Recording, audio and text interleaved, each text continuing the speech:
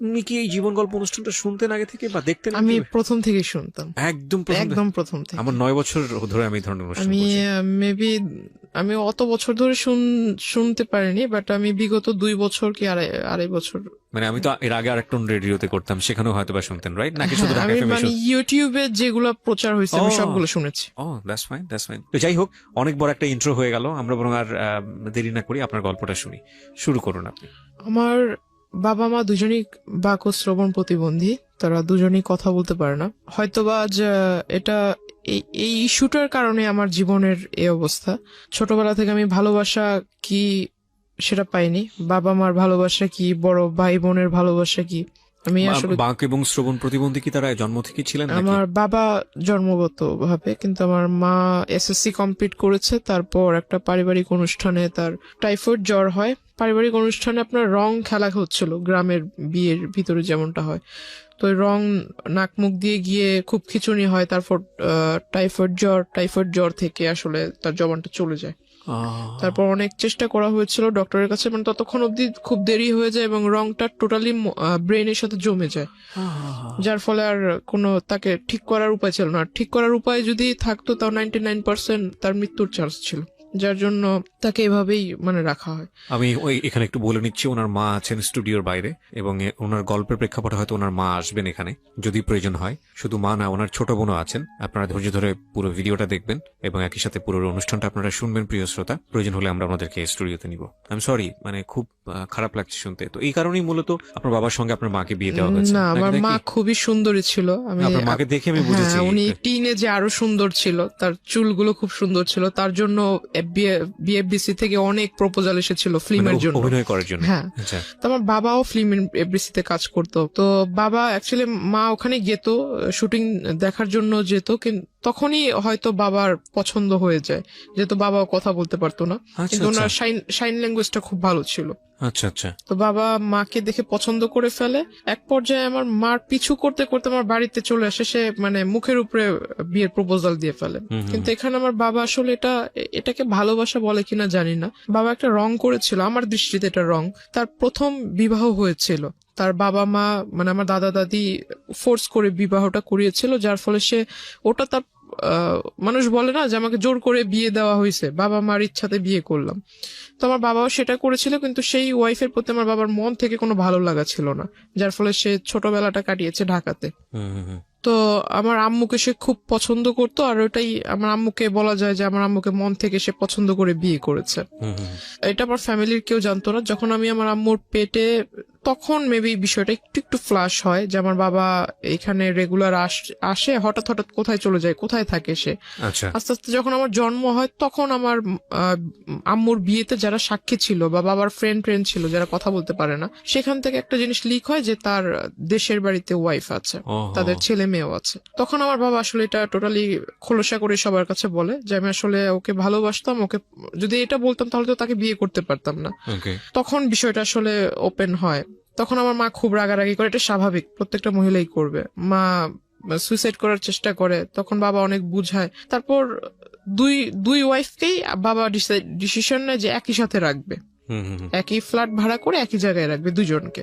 এটা আসলে তো কখনো বাংলাদেশের ওয়েদারে সচরাচর এরকম হয় না যে দুইজন ওয়াইফ একসাথে থাকবে, রাজি হবে। তো আমার মা কিছুটা মেনে নিয়েছিল, কিন্তু ওনার ওই আগের ওয়াইফটা একটু অন্যরকম ছিল। উনি আসলে, আমার মা যেহেতু কথা বলতে পারতো না, কিন্তু উনি কথা বলতে পারতো। তো ওনার চাল চলন একটু অন্যরকম ছিল। বাবা আমাকে খুব আদর করতো, বাবা আমার জন্য যা নিয়ে আসতো এগুলো করতে ওই মহিলা আমার আম্মুর অগোচরে নিয়ে তার বাচ্চাদের দিয়ে দিত। আমার মা জিজ্ঞাসা করতো আমার মেয়ের খাবার ওদের দিচ্ছে, দুজনের জন্য তো সমান সমান আনছে। এক পর্যায়ে আমার মাকে, মানে বাবা ছিল না ওই দিন, মা রান্না করতেছিল, মাকে নাকি পিছন থেকে এসে ওই পা বটি দিয়ে মানে জবাই করার জন্য পিছন থেকে আসে। মা যখন পিছনে ঘুরে তখন দেখতে পায় মা তাকে ধাক্কা দিতে গেছে, তখন সিলিন্ডার দিয়ে মানে আমার মার মাথায় আঘাত করে সে। তখন এই বিষয় নিয়ে অনেক ঝগড়াঝাটি হয়। মা এটা নিয়ে একটা মেবি জিডি টাইপের কিছু একটা করেছিল, বাবার সাথে অনেকটা সম্পর্কটা ডিস্টেন্স হয়ে যায়। তারপর আমার নানু মাকে নানুর বাড়িতে এনে রাখে। তখন থেকে আমার জন্মটা আসলে ঢাকায়, আমি তখন থেকে নানুর বাড়িতে। দাদার ভালোবাসা কি, দাদুর ভালোবাসা কি, চাচার ভালোবাসা কি, আমি আসলে এগুলো পাইনি। মানুষ বলে না যে কেউ যদি মানুষ হয় দাদার বাড়িতে থাকলেই ভালোভাবে মানুষ হতে পারে, নানা নানির বাসায় থাকলে ওইভাবে মানুষ হওয়া যায় না। আমার সবচাইতে বড় একটা আফসোস হলো যে আমি আমার মাকে কখনো মা বলে রাখতে পারিনি। কেন? কারণ শুনবে কিভাবে সে? আর যতটুকু শুনে ততটুকু হলো যে মা অন্য সবার সাথে সাইন ল্যাঙ্গুয়েজে কথা বলে।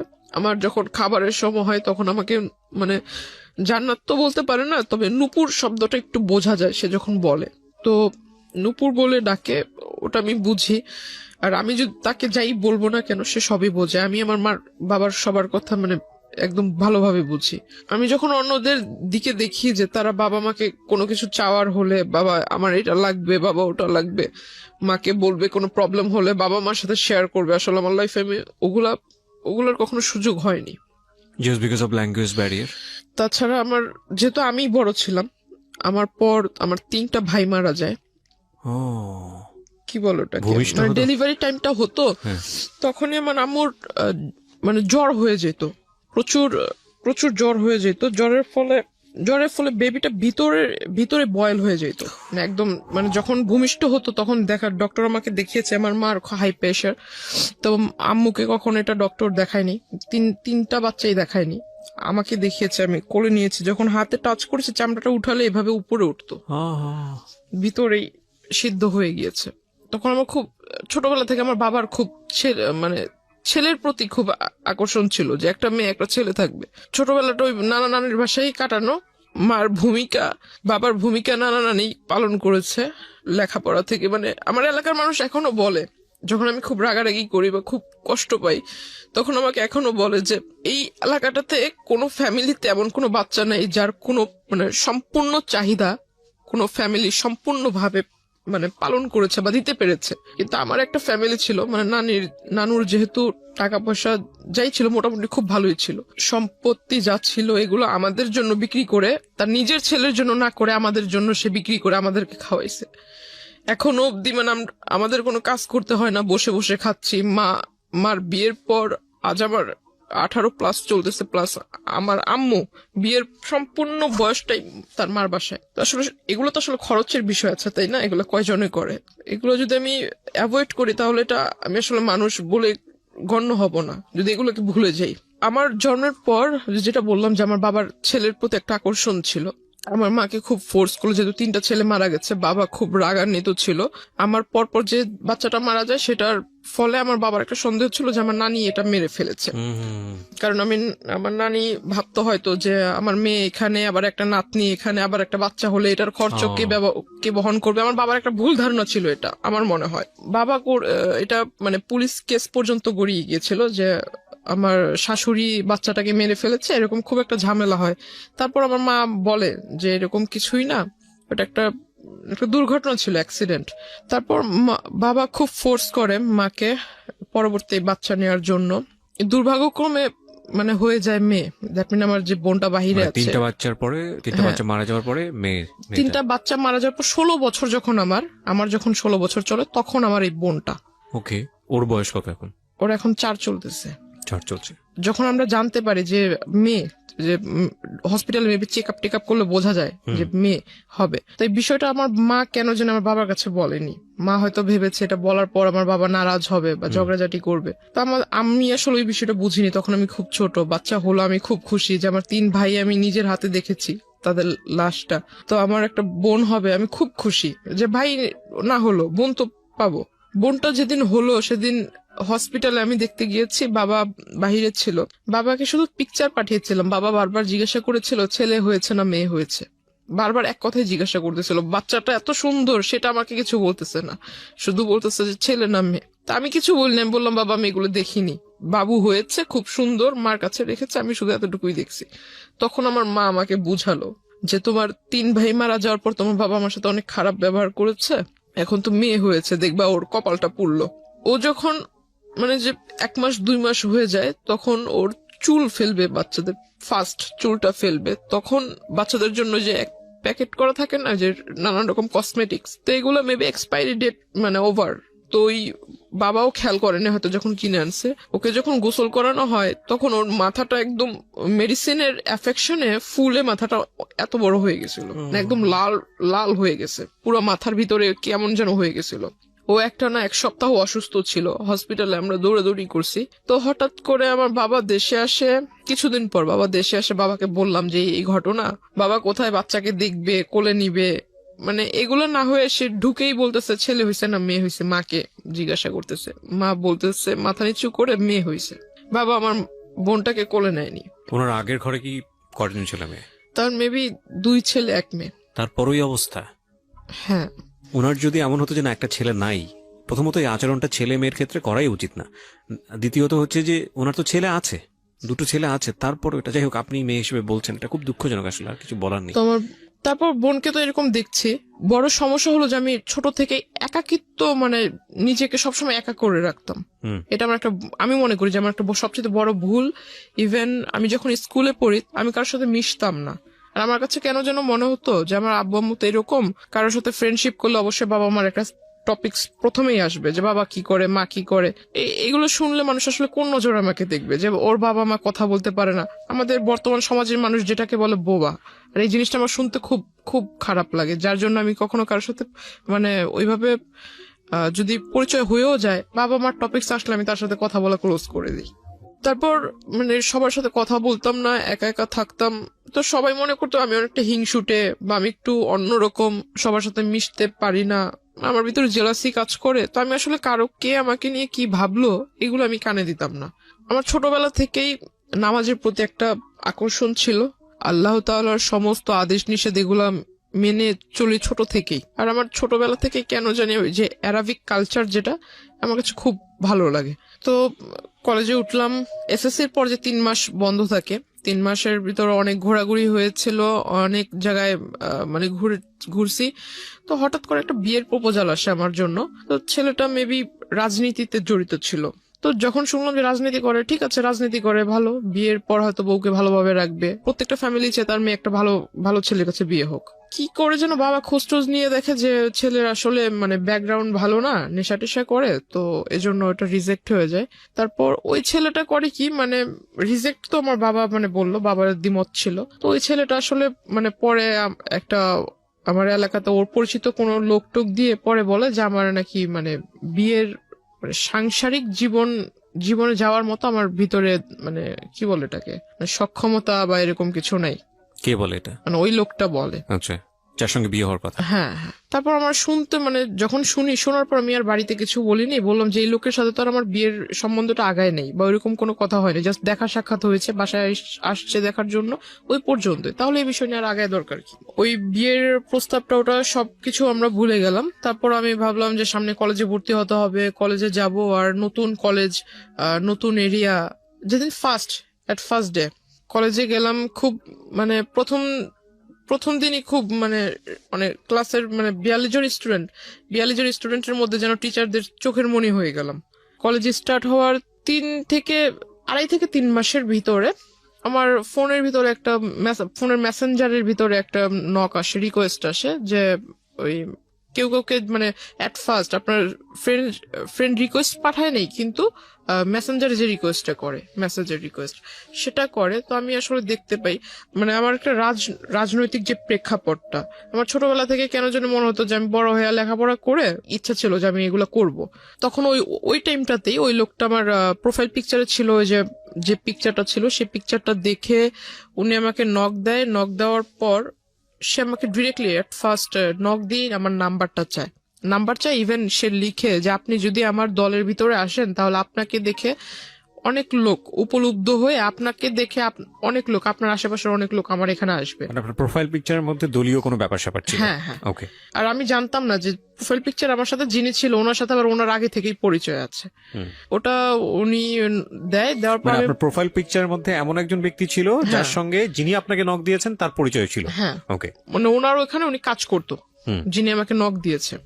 তো উনি আমাকে যখন এই মেসেজ দেয় তখন আমি ভাবলাম যে উনি আমাকে মেসেজ দিয়েছে, আমি ওনাকে চিনি না, উনিও আমাকে চিনে না। এই প্রথম যেহেতু মেসেজ দিয়ে আবার নাম্বার চাচ্ছে, প্রথমেই নাম্বার চাচ্ছে, প্লাস বলছে যে আমার দলে আসলে আপনার লাইফটা অনেক ভালো হবে, লাইফটা অনেক ভালোভাবে লিড করতে পারবেন, অনেক বড় পোস্ট পাবেন, দেশে বিদেশে ভ্রমণ করতে পারবেন, আরো অনেক কথা।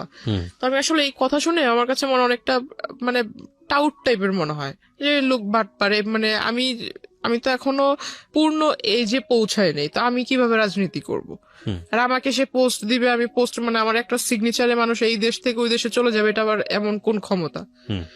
দুনিয়াতে তো অনেক রাজনীতিবিদ আছে যাদের বয়স অনেক বেশি, একটা নির্দিষ্ট টাইম থাকে না? তা আমিও ওটা মিন করে মানে তার সাথে আর কথা বলিনি, সে আমাকে রিকোয়েস্ট পাঠিয়েছে, তার সাথে কোনো কথা না বলে আমি সাথে সাথে রিকোয়েস্টটা রিমুভ করে দিই। অনেকদিন যায়, সে আবার অন্য একটা আইডি থেকে রিকোয়েস্ট মানে ওইভাবে রিকোয়েস্ট করে সেম কথা বলে, তখন আমি বুঝতে পারি যে অন্য আইডি হলে কি হবে, লেখা তো সেম, নাম্বারটাও সেম, আমি ওটা রিমুভ করে দিই। তারপর সে আমাকে সে একটা কাজ করেছিল যে আমার ফেসবুকের ভিতরে যে পিকচার গুলো আমি আপলোড দিতাম সেগুলো সবকিছু পাবলিক ছিল, পাবলিক থাকলে মেবি লাইক টেক বেশি আসে এরকম কিছু। আমি আসলে বুঝতাম না যে পাবলিক থাকলে পাবলিক অনলি মি থাকলে পিকচার মেবি দেখতে পারবে না, অনলি মি থাকলে শুধু আপনি দেখতে পারবেন, ফ্রেন্ডস থাকলে আপনার লিস্টে যারা আছে তারা দেখতে পারবে, ফ্রেন্ডস অফ ফ্রেন্ড থাকলে তাদের ফ্রেন্ডরা দেখতে পারবে। প্রোফাইল গার্ডের যে সিস্টেমটা এটা তো মেবি ইনস্ট্যান্ট হয়েছে। তো তখন প্রোফাইল পিকচারে ওরকম লকটক সিস্টেম ছিল না, পিকচারটা সে ডাউনলোড করে রেখেছে, ডাউনলোড করে মেবি ওই যে প্রিন্ট আকারে বের করেছে। তারপর আমার ওখানে ইউনিফর্ম পরা কিছু ছবি ছিল, ইউনিফর্মের সাথে আপনার যে আইডি কার্ডের যে লেসটা হয়, লেসের ভিতরে কলেজের নাম ছিল, সে সমস্ত কিছু ডাউনলোড করে মানে টোটালি অ্যাডভান্স ছিল, কোন পিকচারে মানে কোন ডেটে কোন পিকচার ছেড়েছি, আজকে একটা পিকচার ছেড়েছি, যে কমেন্ট করেছে সে কালকে পিকচার স্টাডি করেছে জিনিসগুলো, হ্যাঁ সমস্ত কিছু সে নোট করেছে, প্লাস স্ক্রিনশট রেখেছে কারা কারা মানে রেগুলার কমেন্ট করে, লাইক করে, প্লাস ওইখানে আপনার লাইক কমেন্ট এন্ড স্মাইলি দেওয়ার সিস্টেম আছে, লাভ চিহ্নর মেবি একটা রিঅ্যাকশন আছে, ওইরকম কারা কারা দেয়, হ্যাঁ সমস্ত কিছু। সে একটা মানে তার একটা স্বভাব ছিল কি সবকিছু লিখে, মানে কাগজ কলম তার কাছে মানে সবকিছু লেখার ভিতরে সে এক্সপার্ট ছিল। তো এরকম নোট করে রাখে, ছবি টবি প্রিন্ট করে রাখে, যা যা ছবি ছিল সমস্ত ছবি সে ডাউনলোড করে। তারপর যে কলেজের ছবিটা ছিল সেই ছবিটা নিয়ে আমার কলেজে যায়, কলেজে যাওয়ার পর এটা খোঁজে, কলেজের ওইখানে আমাদের সিস্টেম ছিল যে বাহিরের কেউ আসতে পারবে না, প্লাস কোনো গার্ডিয়ান ভিতরে আসতে পারবে না, গার্ডিয়ান যদি আসে তাহলে গেটের বাইরে থাকতে হবে, টাইম হয়ে যাবে ছুটির তখন নিয়ে যাবে।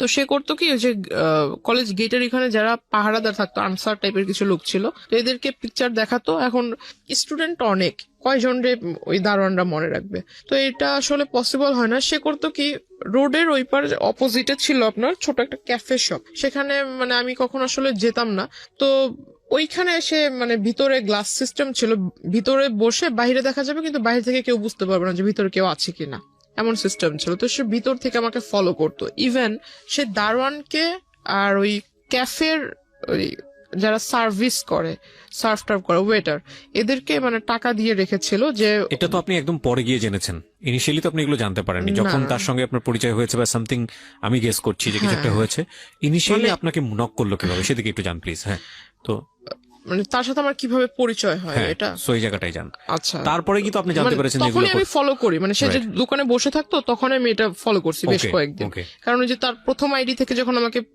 নক করে সেখানে পিকচার ছিল পাসপোর্ট সাইজ, মানে সে আরো মেবি আরো 10 বছর আগে পিকচার তুলেছিল সেই পাসপোর্ট সাইজের ছবি, কিন্তু সে বর্তমানে যেরকম দেখতে এমন কোনো পিকচার ছিল না। আর তার প্রোফাইলে যেহেতু তার সাথে আমার ফেসবুক ফ্রেন্ডশিপ ছিল না, তো তার ওইখানে ঢুকে জাস্ট তার অতীতের যে কিছু কিছু পোস্ট সেটা দেখতে পাচ্ছিলাম, রিসেন্টলি যে পোস্টগুলো আপলোড করেছে এগুলো দেখার কোনো সুযোগ ছিল না আমার জন্য। পিকচারে যেটা দেখেছিলাম প্রোফাইল পিকচারে কিছু কিছু আইডিয়া ছিল, যদি আমি তার ওই ড্রেস আপ বাদ দিয়ে শুধু ফেসটার দিকে ফোকাস করি, গুগলস বাদ দিয়ে যদি ফেসটাকে দেখি তো কিছুটা মিল পাচ্ছিলাম। এই লোক আমাকে নক করেছিল, আর এই লোকটাই প্রতিদিন এভাবে এই জায়গায় দাঁড়িয়ে থাকে, এভাবে আমার দিকে তাকিয়ে থাকে, অনেক মেয়েই তো আছে, সে আমাকে দেখে দেখে মুস্কি হাসির মানে কি, তাই না? এটা কিছু কিছু তো বুঝতে পারি। তাকে ওটা দেখলাম, অনেকদিন লক্ষ্য করলাম, হঠাৎ একদিন সে আমাকে ডাকে, আমাকে আমার নাম ধরেই ডাকে, প্রোফাইলে যে নাম ছিল সে নাম ধরে ডাকে। তখন আমি মানে একদম শিওর যে এই লোককে তো এতদিন আমি সন্দেহ করছিলাম, আসলে সে আমার জন্য এখানে আসছে, এটা তখন বুঝতে পারলাম। তারপর ওই দিন আর তাকে রেসপন্স দেইনি। কিন্তু ইন দ্য মিন টাইম নিশ্চয়ই আপনার ওই লোকটার সঙ্গে কোনো কথোপকথন হয়েছে না, যে কারণে সেখানে আসছে, নাকি শুধুমাত্র হাই হ্যালো? সে ওই ছবি দেখে, হাই হ্যালো ছবি দেখি সে আপনাকে ফলো করছে, মানে সে তো আমাকে নক করেছে ফেসবুকে অনেকবার, কিন্তু আমি তাকে রেসপন্স দেইনি। আচ্ছা, সে ওই পিকচার দেখি মানে কনফার্ম হওয়ার জন্য এখানে আসছে। ওকে। প্লাস সে করেছে কি যে কয়দিন আমার সাথে মানে প্রথম দিকে আমার সাথে যখন কথা বলার চান্সটা হয়নি, সে করেছে কি আমার সাথে যাদের পিকচার ছিল আপলোড করেছিলাম, যারা সেকেন্ড ইয়ারের স্টুডেন্ট ছিল, এদের সাথে একটা ভালো কম্বিনেশন করে ফেলেছে। কিভাবে কম্বিনেশন করেছে, সে পরিচয় দিয়েছে সে আমার দাদু, আপন দাদু। আমার বাবা মা দেশের বাহিরে থাকে। আর আমি যেটা করেছিলাম, আপনাকে প্রথমে বলেছিলাম যে আমার অ্যারাবিক কালচারের প্রতি একটা একটা মানে কি বলে এটা, ঝোঁক ছিল, ভালোবাসা ছিল। হ্যাঁ, মানে ওটা আমি মেনটেন করতাম আর কি।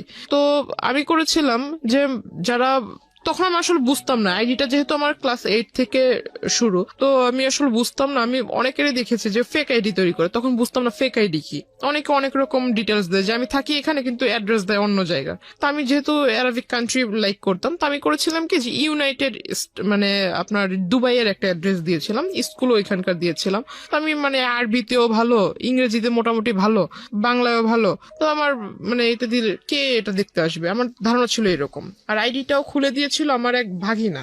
তো আসলে পাসওয়ার্ড টাসওয়ার্ড সব ও জানতো। এগুলোর প্রতি এটা যে আসলে ইম্পর্টেন্ট এটা আর আমার মাথায় ছিল না। সে ওই জিনিসটা আসলে নোটিস করেছে যে আমি দুবাইয়ের নাগরিক, আমার বাবা মা ওখানে থাকে, সেও এটা পরিচয়। ওকে, ঠিক আছে, আমার বাবা মা দুবাইতে থাকে, আমি ওইখানে স্কুলে লেখাপড়া করেছি, বাংলাদেশে আসছি বড় হয়ে, এখন এখানে কলেজে পড়তেছি। সে জানে না যে আমি বাংলাদেশি হাই স্কুল আর প্রাইমারি লেভেল পার করেছি। সে মনে করছে আমি দুবাইতে লেখাপড়া করেছি, দুবাইয়ের নাগরিক, সিটিজেনশিপ আছে।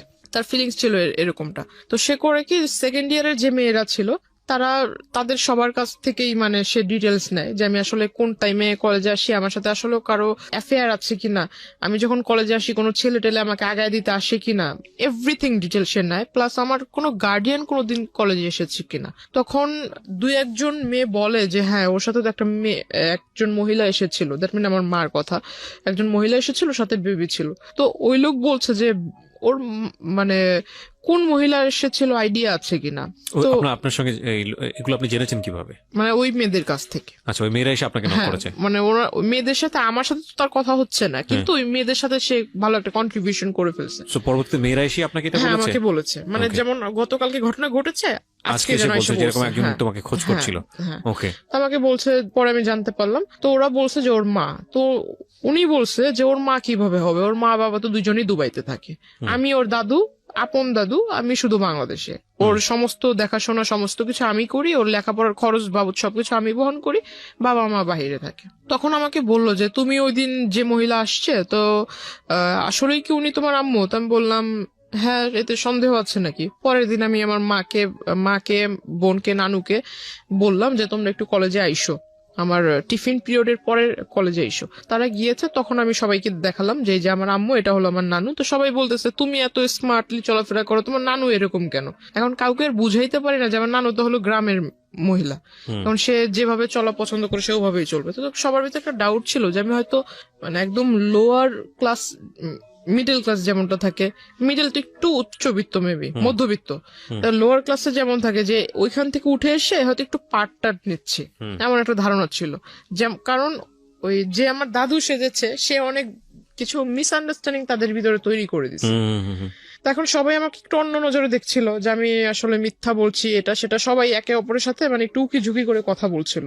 আমাকে যখনই কেউ দেখে তখনই আমার সামনে একজন আরেকজনের কানে কানে কথা বলে, তখন আমার কাছে একটু সন্দেহ হলো। এই গতকাল ওই লোকের কথা শুনলাম, ওই লোককে সন্দেহ করতেছিলাম, সন্দেহটা বাস্তবায়ন হলো।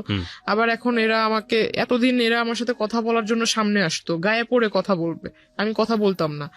এখন মানে এরাই আমাকে দেখে মানে একজন আরেকজনের কানে কানে কথা বলছে, নিশ্চয়ই মেবি বাজে কিছু। তখন জানতে পারলাম, জিজ্ঞাসা করলাম সেকেন্ড ইয়ারের একজনকে, যা জিজ্ঞাসা করলাম যে কি হয়েছে, তোমরা তো আমার মানে তোমরা পারো না আমাকে তোমাদের ক্লাসে টাইনা নিয়ে যায় মানে একসাথে বসায় রাখ, তো তোমরা এখন আমার কাছ থেকে দূরে দূরে সরছো, আমার সাথে কথা বলছো না, কারণ কি? তখন আমাকে তাদের ফোন বের করে দেখালো, এই যে দেখো। দেখে আসলে খুব রাগ হয়েছিল, দেখলাম যে একটা ফেক আইডি তৈরি হয়েছে খুব খুব রিসেন্টলি, মানে এক মাস এরকম হবে। সেখানে লেখা তার নাম অর্ধেক, আমার নাম অর্ধেক, প্রথমে তার নামের অর্ধেকটুকু, পরে আমার নামের অর্ধেকটুকু মিলিয়ে একটা আইডি তৈরি করেছে। এখন একটা পিকচার যে কিছু কিছু সহজ যেগুলো বোঝার উপায়, যে আপনার সফটওয়্যার আছে যে কলেজ মেকার বলে, বা কোলাস photo- মেকার, কোলাস হ্যাঁ, মেকার, যাই হোক, ওই পিকচার মানে এই পাশে একটা ছবি বসানো, এই পাশে Right, একটা ছবি, collage তো করা যায়, দেখাই হ্যাঁ, যাচ্ছে, হুম। বুঝতেই পারতেছি যে এখানে একটা বসেছে, এই জায়গায় একটা এডিট করা হয়েছে। তো আসলে এটা ওরা সেকেন্ডারি স্টুডেন্ট, ওদের মাথায় কেন ঢোকে নাই আমি জানি না। তখন আমি বললাম, এটা তো তোমরা নিজেরাই দেখছো যে পিকচারটা এরকম এরকম করে বসানো হয়েছে, তো এটা আসলে যেভাবে বলছো এরকম তো ঠিক না।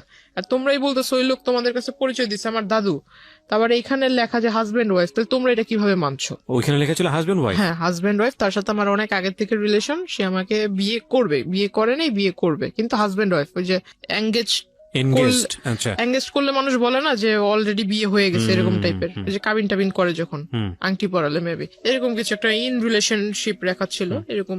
তো আইডিটার ভিতর বেশি কয়েকটা ছবি ছিল না, তবে আমার প্রোফাইলে যে কিছু ছবি ছেড়েছিল এখান থেকে কিছুটা ওইখানে দেখেছি আমি। তখন পর্যন্ত ওই লোকটার সঙ্গে আপনার কোনো না, কথোপকথন কথা হয়? হয়নি। তারপরে যে আমি তার সাথে মানে একটা আগ্রহ জাগলো, তার সাথে এবার কথা বলবো আমি। এতদিন সে আমাকে ফলো করছিল, এবার আমি তার সাথে মানে সামনাসামনি কথা বলবো। তখন আমি তার আইডিতে নক দেই। আইডিতে নক দেওয়ার ফলে সে আমাকে ডিরেক্টলি বলে যে আমি আইডিতে মেসেঞ্জারে কথা বলবো না, নাম্বার দেন, নাম্বারে ফোনে কথা বলবো। আমি বললাম এখন তো আমার মানে জানতে হবে সে যে এই কাজটা করলো, এত বড় একটা সমস্যা তৈরি করলো আমার জন্য, এটা মাত্র আমার কলেজের স্টুডেন্ট মানে ক্লাসমেট বা সিনিয়র স্টুডেন্টরা দেখেছে। এটা যখন আমার বাড়ি পর্যন্ত যাবে, আল্লাহ না করুক যদি এটা জেনে যায়, তখন আমার কি হবে? কলেজ তো এখানে শেষ, আমার বাবা মা এই অবস্থা। তখন আমি তার সাথে মানে যোগাযোগ করার চেষ্টা করি নিজ থেকে। তখন তাকে নাম্বার দিই, নাম্বার দেওয়ার পর সে কথা বলে। সে আমাকে বলল যে আমি আপনার সাথে দেখা করব। তাই আমি বললাম দেখা তো আমিও আপনার সাথে করব, আমার মানে আপনি আমার দাদু হন এটা আমি জানতে পারলাম। বলতেছে কার কাছ থেকে জানলেন? তো আমি বললাম এত কিছু আপনার জানার দরকার নেই, আপনি আমার দাদু হন আমি জেনেছি, কেমন দাদু হন আমি দেখবো। আর আপনি বলেছেন যে আপনি আমার দাদু হন, আবার আপনি আমার হাজবেন্ড হন, কোন দিক থেকে আপনার সাথে আমার সম্পর্ক হয়েছে? আমি এটা একটু কথা বলবো আপনার সাথে, যদি পারেন তাহলে আসবেন। অন্যান্য দিন দেখেছি কলেজের বাইরে ওয়েট করেন, যেখানে ওয়েট করেন ঠিক সেখানেই থাকবেন, আমি আপনার সাথে মিট করব। সে আসে, সে ভিতর আপনার যে ছোট ছোট রেস্টুরেন্ট টাইপের কিছু একটা আছে, ওখানে বসে মানে ফোনের উপর একদম খুব বেশি বেশি ফাপড় মারছিল ফোন করে, এই এত লক্ষ টাকার ফার্নিচার সেট করো, ওটা করো, এটা করো, গাড়ি পাঠায় দাও, এটা সেটা। শেষমেশ অনেকক্ষণ ফোনে কথা বলার পরে দেখলাম যে হঠাৎ একটা কল আসলো, তখন বুঝলাম যে তখন সে শুধুই মানে ফাপড় মারতেছিল, কাউকে কল টল কিছুই দেয় নাই, কানে ফোন নিয়ে শুধু বলতেছিল। হঠাৎ একটা কল আসে, তখন কল রিসিভ করে কথা বললো। আমার খুব হাসি পাচ্ছিল তখন। তো আমি আর তখন কিছু বলিনি তাকে ডিরেক্টলি জিজ্ঞাসা করলাম, তার কথা বলা শেষ হলো, তাকে জিজ্ঞাসা করলাম যে আপনি কি ফেসবুক ইউজ করেন আদৌ? বলতেছে হ্যাঁ, করবো না কেন, আমার আইডি এই যে এটা। তো আমি বললাম আপনি কি সাথে মানে যেটা দিয়ে ফেসবুক ইউজ করেন সেই ডিভাইসটা কি নিয়ে এসেছেন? তো এত বড় একটা ট্যাব বের করছে। তা আমি বললাম যে ট্যাব কেন? ট্যাব তো বাচ্চারা ইউজ করে, ট্যাব আপনি ইউজ করেন কেন? কি আমি চোখে সমস্যা, চোখে দেখি না, বুঝি না, ট্যাব মানে ইউজ করি আমি, ফোন বুঝি না। আমি বললাম ভালো। বলতেছে যে আমার বাসায় আইফোন, আইপ্যাড পড়ে আছে, ম্যাকবুক পড়ে আছে, আমি ওগুলা বুঝি না, কিন্তু এই ট্যাব বুঝি। আমি বললাম ভালো, একটু বের করেন আপনার প্রোফাইলটা আমি দেখবো। তার কাছ থেকে ফোন নিয়ে সে মনে করছে আমি শুধু তারটা চেক করব, তার মানে যে মিছিল টিসিল করছে এগুলোর ছবি টবি দিয়ে ভরা, সে ভাবছে যে আমি ওগুলো দেখবো। দেখার পর দেখলাম বাপরে বাপ, সে তো আমার এই কাহিনী বাদ দেই, এর আগে অনেক মেয়ের ছবি টবি দিয়ে এগুলা করেছে। তাই আমি আর ওগুলো দেখিনি, জাস্ট আমার ছবি দিয়ে যেটা করেছে সে ওটার ভিতরে ঢুকার পর ওটা দেখলাম। দেখার পর সাথে সাথে আমি ওইটার ভিতরে আপনার লগ আউটে ঢুকে, ওখানে লগ আউট করার আগে করেছি যে আইডি ডিঅ্যাক্টিভ করে দেয় না, সে তো বুঝবে না, কারণ সে বোঝে কিনা সেটার আমি জানতাম না যে আদৌ সেইগুলো এই সম্বন্ধে আইডিয়া আছে কিনা। লগ আউট করার আগে ডিঅ্যাক্টিভ করেছিলাম মেবি, তারপর আমি ওইটা ওখান থেকে কেটে দিই। এখানে একটু বলে রাখি, ডিঅ্যাক্টিভ করলেও এটা কাজ আপনি যখন পরবর্তীতে আবার ঢুকবে তখন ওটা অটোমেটিক্যালি অ্যাক্টিভ হয়ে যাবে। আইডি ডিঅ্যাক্টিভ হলে যে সেটা পার্মানেন্টলি ডিলিট হয় বিষয়টা এরকম না, পার্মানেন্টলি ডিলিট আলাদা একটা অপশন আছে। হ্যাঁ, সো আইডি ডিঅ্যাক্টিভ করা মানে হচ্ছে আইডিটা অ্যাক্টিভ না। ওই দিন যে করে দিয়েছে তারপর আর ওই আইডি সে চালায়নি। আচ্ছা fine, it's very interesting. But ID deactive করলে আইডিটা ডিঅ্যাক্টিভ হয় না, ওইটা আলটিমেটলি একটা রিজিউম হয়ে থাকে। আপনি যখনই আবার আইডিতে ঢুকবেন সঙ্গে সঙ্গে ওটা অ্যাক্টিভ হয়ে যায়। হ্যাঁ বলেন। তো আমি ওটা করে দিলাম, দেওয়ার পর মানে তখন একটু চিন্তা করলাম যে এই লোকের সাথে মানে কোনো মতো কথা বলে আমার যা কাজ করার ছিল করছি। আর ওখানে দেখলাম যে মেসেঞ্জারে ঢুকে দেখলাম ওই আইডিটাতে যে আমার আইডিতে যারা রেগুলার লাইক কমেন্টস দিত এদের প্রোফাইলে ঢুকে এদের মেসেঞ্জারে মানে কারোর সাথে ফ্রেন্ডশিপ করেনি, বাট মেসেঞ্জারে ঢুকে ঢুকে খুব বাজে বাজে কথা বলছিল, তুই তুই করে অনেক বাজে বাজে কথা বলছিল যে আমার ওয়াইফ, ও আমার হাজবেন্ড, তুই আমার সাথে ওই আমার আইডিতে কেন এইগুলা করিস, ওটা মানে খুব বাজে বাজে লেখা ছিল। তার ওখান থেকে বের হওয়াটাই আমার জন্য ইম্পর্টেন্ট ছিল, তো আমি তার সাথে ওটা তো করে দিছি, কাজ শেষ, তার ট্যাব তার হাতে দিয়ে দিলাম। তারপর সে আমাকে বলতেছে যে আপনার বাবা মা কেমন আছে, আপনার বোন দেখলাম খুব সুন্দর, তারপর বললো যে বিয়ে শাদীর মানে কাউকে পছন্দ টছন্দ করেন কিনা এটা সেটা। তো আমি বললাম আপনি আমার কলেজের যে পরিচয় দিয়েছেন আপনি আমার দাদু, তো আমাকে এখানে আপনি আপনি বলার দরকার নেই, তো তুমি করে বলেন, দাদু তো আপনি আমাকে নাতনি বলে ডাকেন, আমি আপনাকে দাদু বলে ডাকবো। তো ওইখান থেকে সে খুব মানে বিষয়টাকে খুব ফানি নিয়েছিল, কিন্তু আমার ভিতর তো খুব রাগ হচ্ছে। সে খুব হাসতেছে মানে জোরে জোরে। সে কফি অর্ডার করলো, কফি অর্ডার করার পর সে কফির বিল আসছে 100 টাকা, সে 100 টাকা দিতে পারে না, 20 টাকার জন্য মানে ঝগড়া লেগে গেছে কফি শপের লোকদের সাথে। সে ওখান থেকে মানে আমার ওখান থেকে আমি টাকা দিয়ে দিলাম, চলে আসলাম তাকে নিয়ে। তারপর আমি বাসায় আসবো, রিক্সা নিব, তখন আমাকে মানে সে 100 টাকা হাতে ধরায় দিবে যে এটা আপনি নিয়ে যান হাত খরচ। তো আমি বললাম যে আপনি 20 টাকা ওখানে দিতে পারলেন না, আপনি আমাকে 100 টাকা দিচ্ছেন হাত খরচ। তো বলতেছে না এটা কফির দাম আর কয় টাকা। কাজ ছিল যেটা আসলে সে কাজটা যে করেছে তার এখান থেকে করেছে কিনা আমার এটা দেখার প্রয়োজন ছিল। প্লাস যদি আমার মাথায় টেন্ডেন্সি ছিল যদি এটা সে তার ডিভাইস থেকে করে থাকে, সেই ডিভাইস যদি তার সাথে থাকে আমি সেটা ওখান থেকে ডিলিট করে দিব, গেল এই প্রবলেম। সে যদি মানে নেটওয়ার্কিং সাইটে যদি ভালো জ্ঞাত থাকে তাহলে ভালো, আর যদি জ্ঞাত না থাকে তাহলে এটা আমার জন্য প্লাস পয়েন্ট। ওইখান থেকে যদি আমি ডিলিট করে দিই তাহলে সেটা আর সে করতে পারবে না। রাইট, আমরা এখানে দুটো জিনিস যুক্ত করতে চাই গল্পটার শক্ত অবস্থান করার জন্য, কারণ ইতিমধ্যে অনেকের মনেই অনেক ধরনের প্রশ্ন চলে এসছে। এই লোকটার সঙ্গে এই যিনি আজকে আমাদের এখানে আছেন গেস্ট, জান্নাতের মূল যে জায়গাটা থেকে সম্পর্ক, ঠিক সম্পর্ক না মানে এই ধরনের যে আদান প্রদান হচ্ছে বা এক ধরনের যোগাযোগ তৈরি হয়েছে, সেটার মূল কারণটা হচ্ছে জান্নাতের একটা পলিটিক্যাল ব্যাকগ্রাউন্ড আছে যেটা আমরা এখানে রিভিল করিনি, এবং সে চাইতো পলিটিক্স করতে, যে কারণে তার প্রোফাইল পিকচারে সে যাদের সাথে মুভ করেছে সেই সব মানুষদের ছবি ছিল। এবং যেই ভদ্রলোকটি তাকে নক দিয়েছে তিনিও পলিটিক্সের সঙ্গে জড়িত ছিলেন, এবং তিনি ওই তার এরিনার হওয়ার কারণে ওর প্রোফাইলে নক দিয়েছে। নক দেওয়ার পরে ওদের মধ্যে কোনো এক রকমের কথোপকথন হয়েছে। সামহাও ওই পিপলটা মানে যে ভদ্রলোককে আমরা এখানে কথা বলছি তিনি জান্নাতকে ট্র্যাক করা শুরু করেছেন, এবং ট্র্যাক করে যখন কনভিন্স করতে পারছে না তখন তার নামে উল্টাপাল্টা ছড়াচ্ছে অ্যাকর্ডিং টু জান্নাত। এবং জান্নাত এইটাকে মিটিগেট করার জন্য, এটাকে সলভ করবার জন্য এই লোকটার সঙ্গে দেখা করেছে। ওকে, আমি সবসময় বলি যে স্টোরি লাইনটা হচ্ছে এটা, বিলিভ করা না বিলিভ করা এটা আপনার ব্যাপার, কিন্তু যেই জায়গাটা নিয়ে বিতর্ক থাকবে না পুরো গল্পটা বলার পরে, সেই জায়গাটা কি সেটা আমি স্টোরি বলার পরে আপনাদেরকে ক্লিয়ার করবো। জি, ওইখান থেকে আমি বাসায় চলে আসি, তার টাকাটা তাকে ফিরিয়ে দিয়ে বাসায় চলে আসি। তারপরের দিন সে আবারও সেম টাইমে, আমার যে ছুটির টাইমটা ছিল ছুটির টাইমে সে কলেজের ওখানে আসে।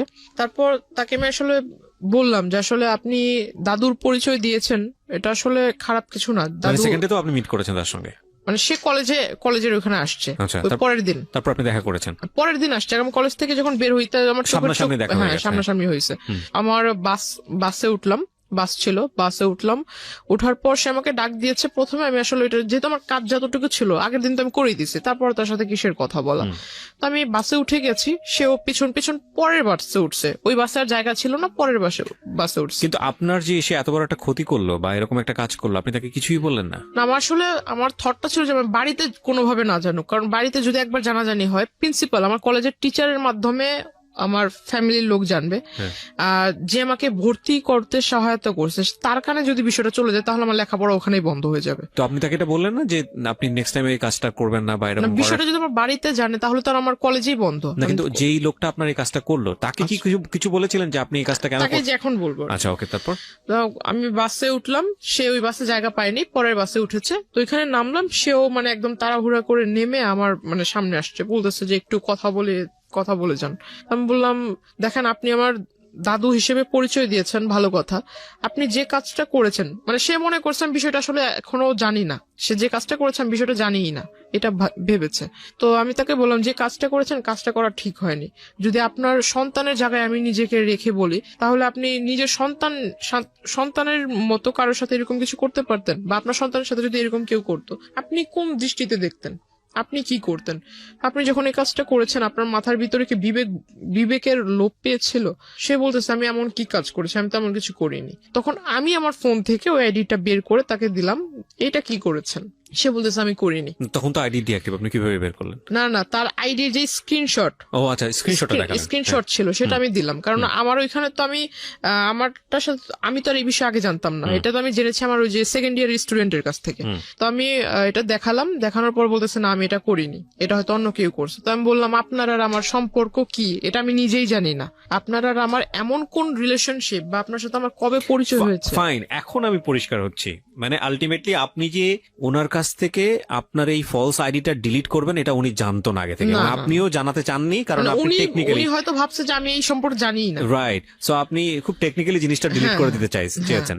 Okay fine. তো আমি তাকে এটা তাকে যখন দেখাই স্ক্রিনশটটা, সে বলতেছে যে না আমি এটা করিনি। তো আমি বললাম যে দেখেন, মানুষ মানেই মরণশীল, মরতে হবে। আর আপনি যেভাবে মানে ডায়লগ মারেন এগুলো আসলে আমার সামনে, আমি আসলে যেটা বললাম যে আমি স্ট্রেট ফরওয়ার্ড কথা বলি, এতে যদি কারো খারাপ লাগে আমার কিচ্ছু যায় আসে না, খারাপকে আমি খারাপ বলবো। আমি তাকে মুখের উপরে বলছি যে এইসব ভণ্ডামি ছেড়ে ভালো হন, রাজনীতি করেন বলে যে আপনার প্রভাব আমাকে খাটাবেন বা আপনি আমাকে অমুকের ভয় দেখাবেন, আমি কিন্তু এতে ভয় পাবো না, আর এসব কথা আমাকে বললেন না। আর যে কাজটা করেছেন কাজটা মোটেও ঠিক হয়নি, আপনাকে আমি সাবধান করব কিভাবে সেটা জানি না, তবে আমি আপনাকে অ্যালাউট করবো যে আপনি এই কাজটা কখনো করেন না। আপনার কাছে একটা রিকোয়েস্ট থাকবে যে আমার কলেজের এখানে সেইভাবে মানে মানুষের সামনে নাম ধরে ডাকা, এই জিনিসটা আমার নিজের কাছেও খারাপ লাগে, আর অন্য 10 জন দেখলে সে তো ভালো কিছু ভাববে না খারাপ ছাড়া। যেহেতু আমি মেয়ে, ছেলে হলে এক কথা। বয়সে উনি কি দাদুর মতোই ছিল? 65। ও ওকে, উনি 65, আপনি 16 তখন, রাইট? কিন্তু সে নিজেকে মানে সে আমার সাথে যখন মিট হয় তখন নিজেকে মানে একদম ওই যে টিনেজারদের মতো, মানে কেউ ড্রেস আপ চেঞ্জ করলে তো আর সে টিনেজার হবে না। ওকে, বোঝা যায় আর কি জিনিসটা। হ্যাঁ, ড্রেস আপ, হ্যাঁ ওইরকম ড্রেস আপ করে আসতো। এগুলো তাকে বললাম, বলার পর সে আসলে হেসে উড়াইয়া দিল। মানে সে বলতেছে যে ঠিক আছে, তাহলে যেহেতু তুমি সবকিছু জানতে পেরেছো আর আমি একটা ভুল করেছি, তাহলে এটা কিভাবে মাফ চাইবো?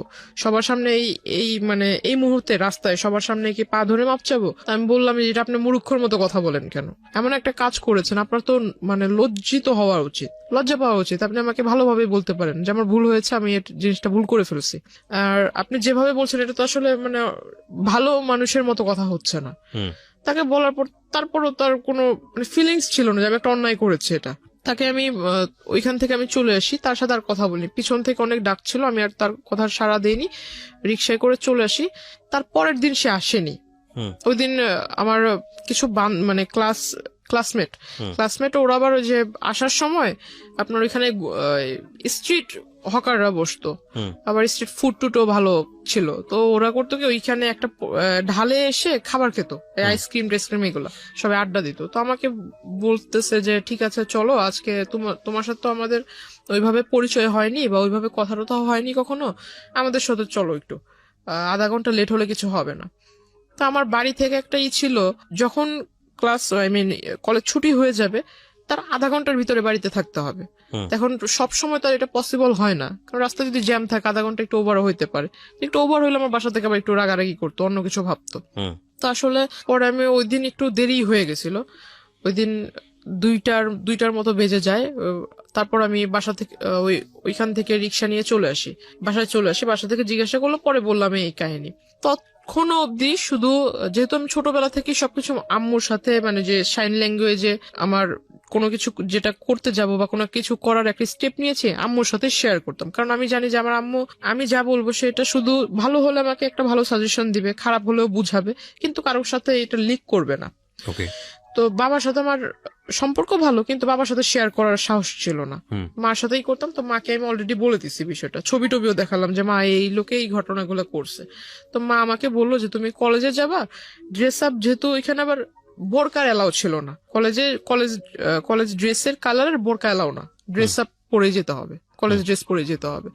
তো বাসায় আম্মু আমাকে বললো কি যে তুমি ওই ব্যাগে করে যে নেকআপ বলে, নেকআপ ব্যাগে করে নিয়ে যাবা, রাস্তা পর্যন্ত যাবা, কলেজের গেটে ঢুকে নেকআপ খুলে ফেলবা, আবার কলেজ থেকে বের হয়ে নেকআপ পরে চলে আসবা, যাতে কেউ ফেস না দেখে। তো ওটা করলাম। এখন মানুষ, আমার মাথায় এটা ছিল না যে মানুষের চোখ দেখলেও মানুষকে চেনা যায়, যে আসলে চোখ দেখলে বোঝা যায় যে আমি ওই মানুষটাই এটা। তো সে কিভাবে আমার মানে ফলো করে ফেলছে ওই অবস্থাতেই।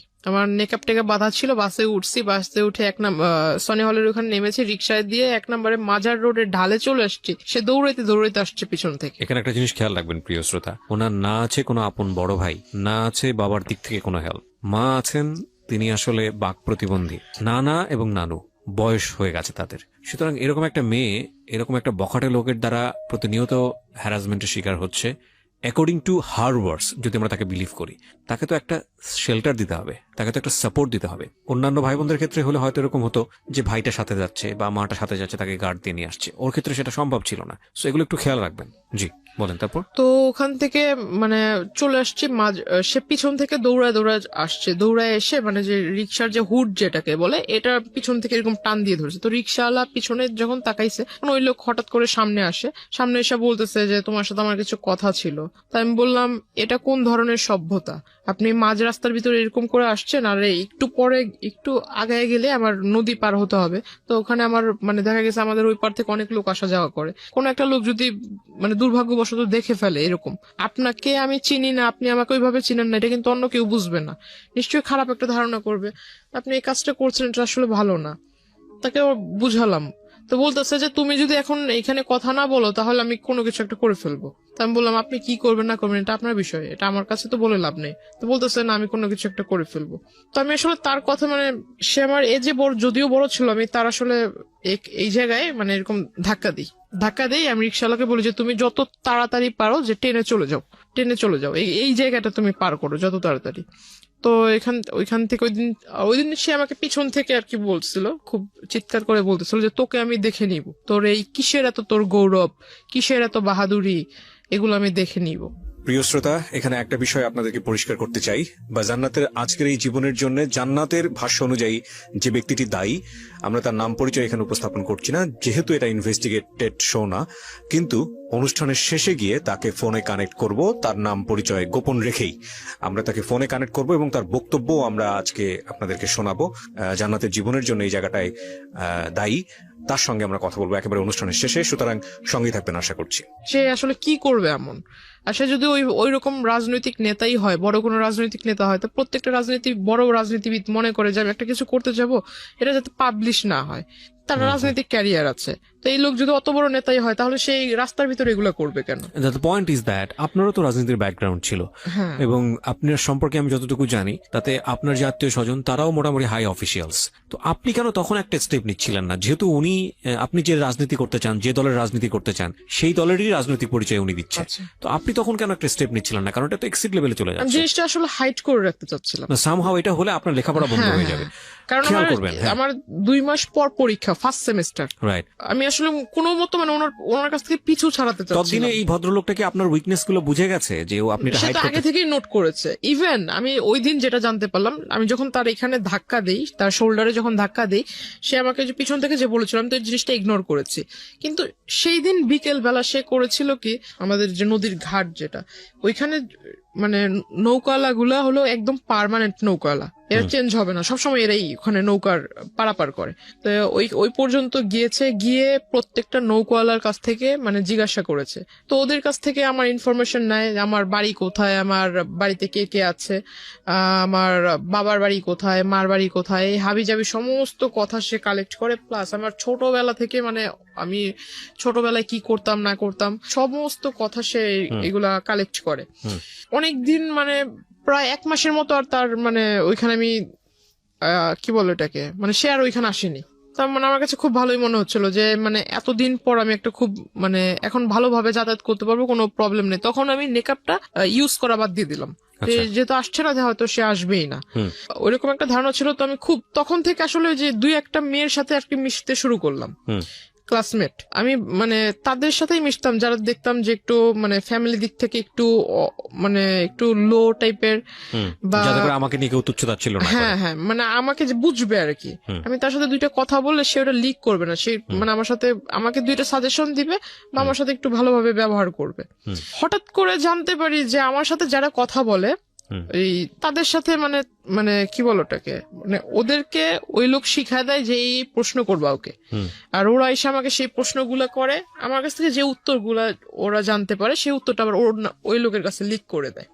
আসলে এটা আমার জন্য ব্যাড লাগছিল কিনা জানি না, ভালোভাবে পরীক্ষা কেটে গেল। তো আমার মানে সবচেয়ে খারাপ লেগেছিল যে পরীক্ষার রেজাল্ট গুলো খুব খারাপ হয়েছিল, মানে পাস মার্ক যতটা ছিল পাস মার্ক উঠেছে, বাট নাম্বারটা ওইরকম মানে মন মতো হয়নি।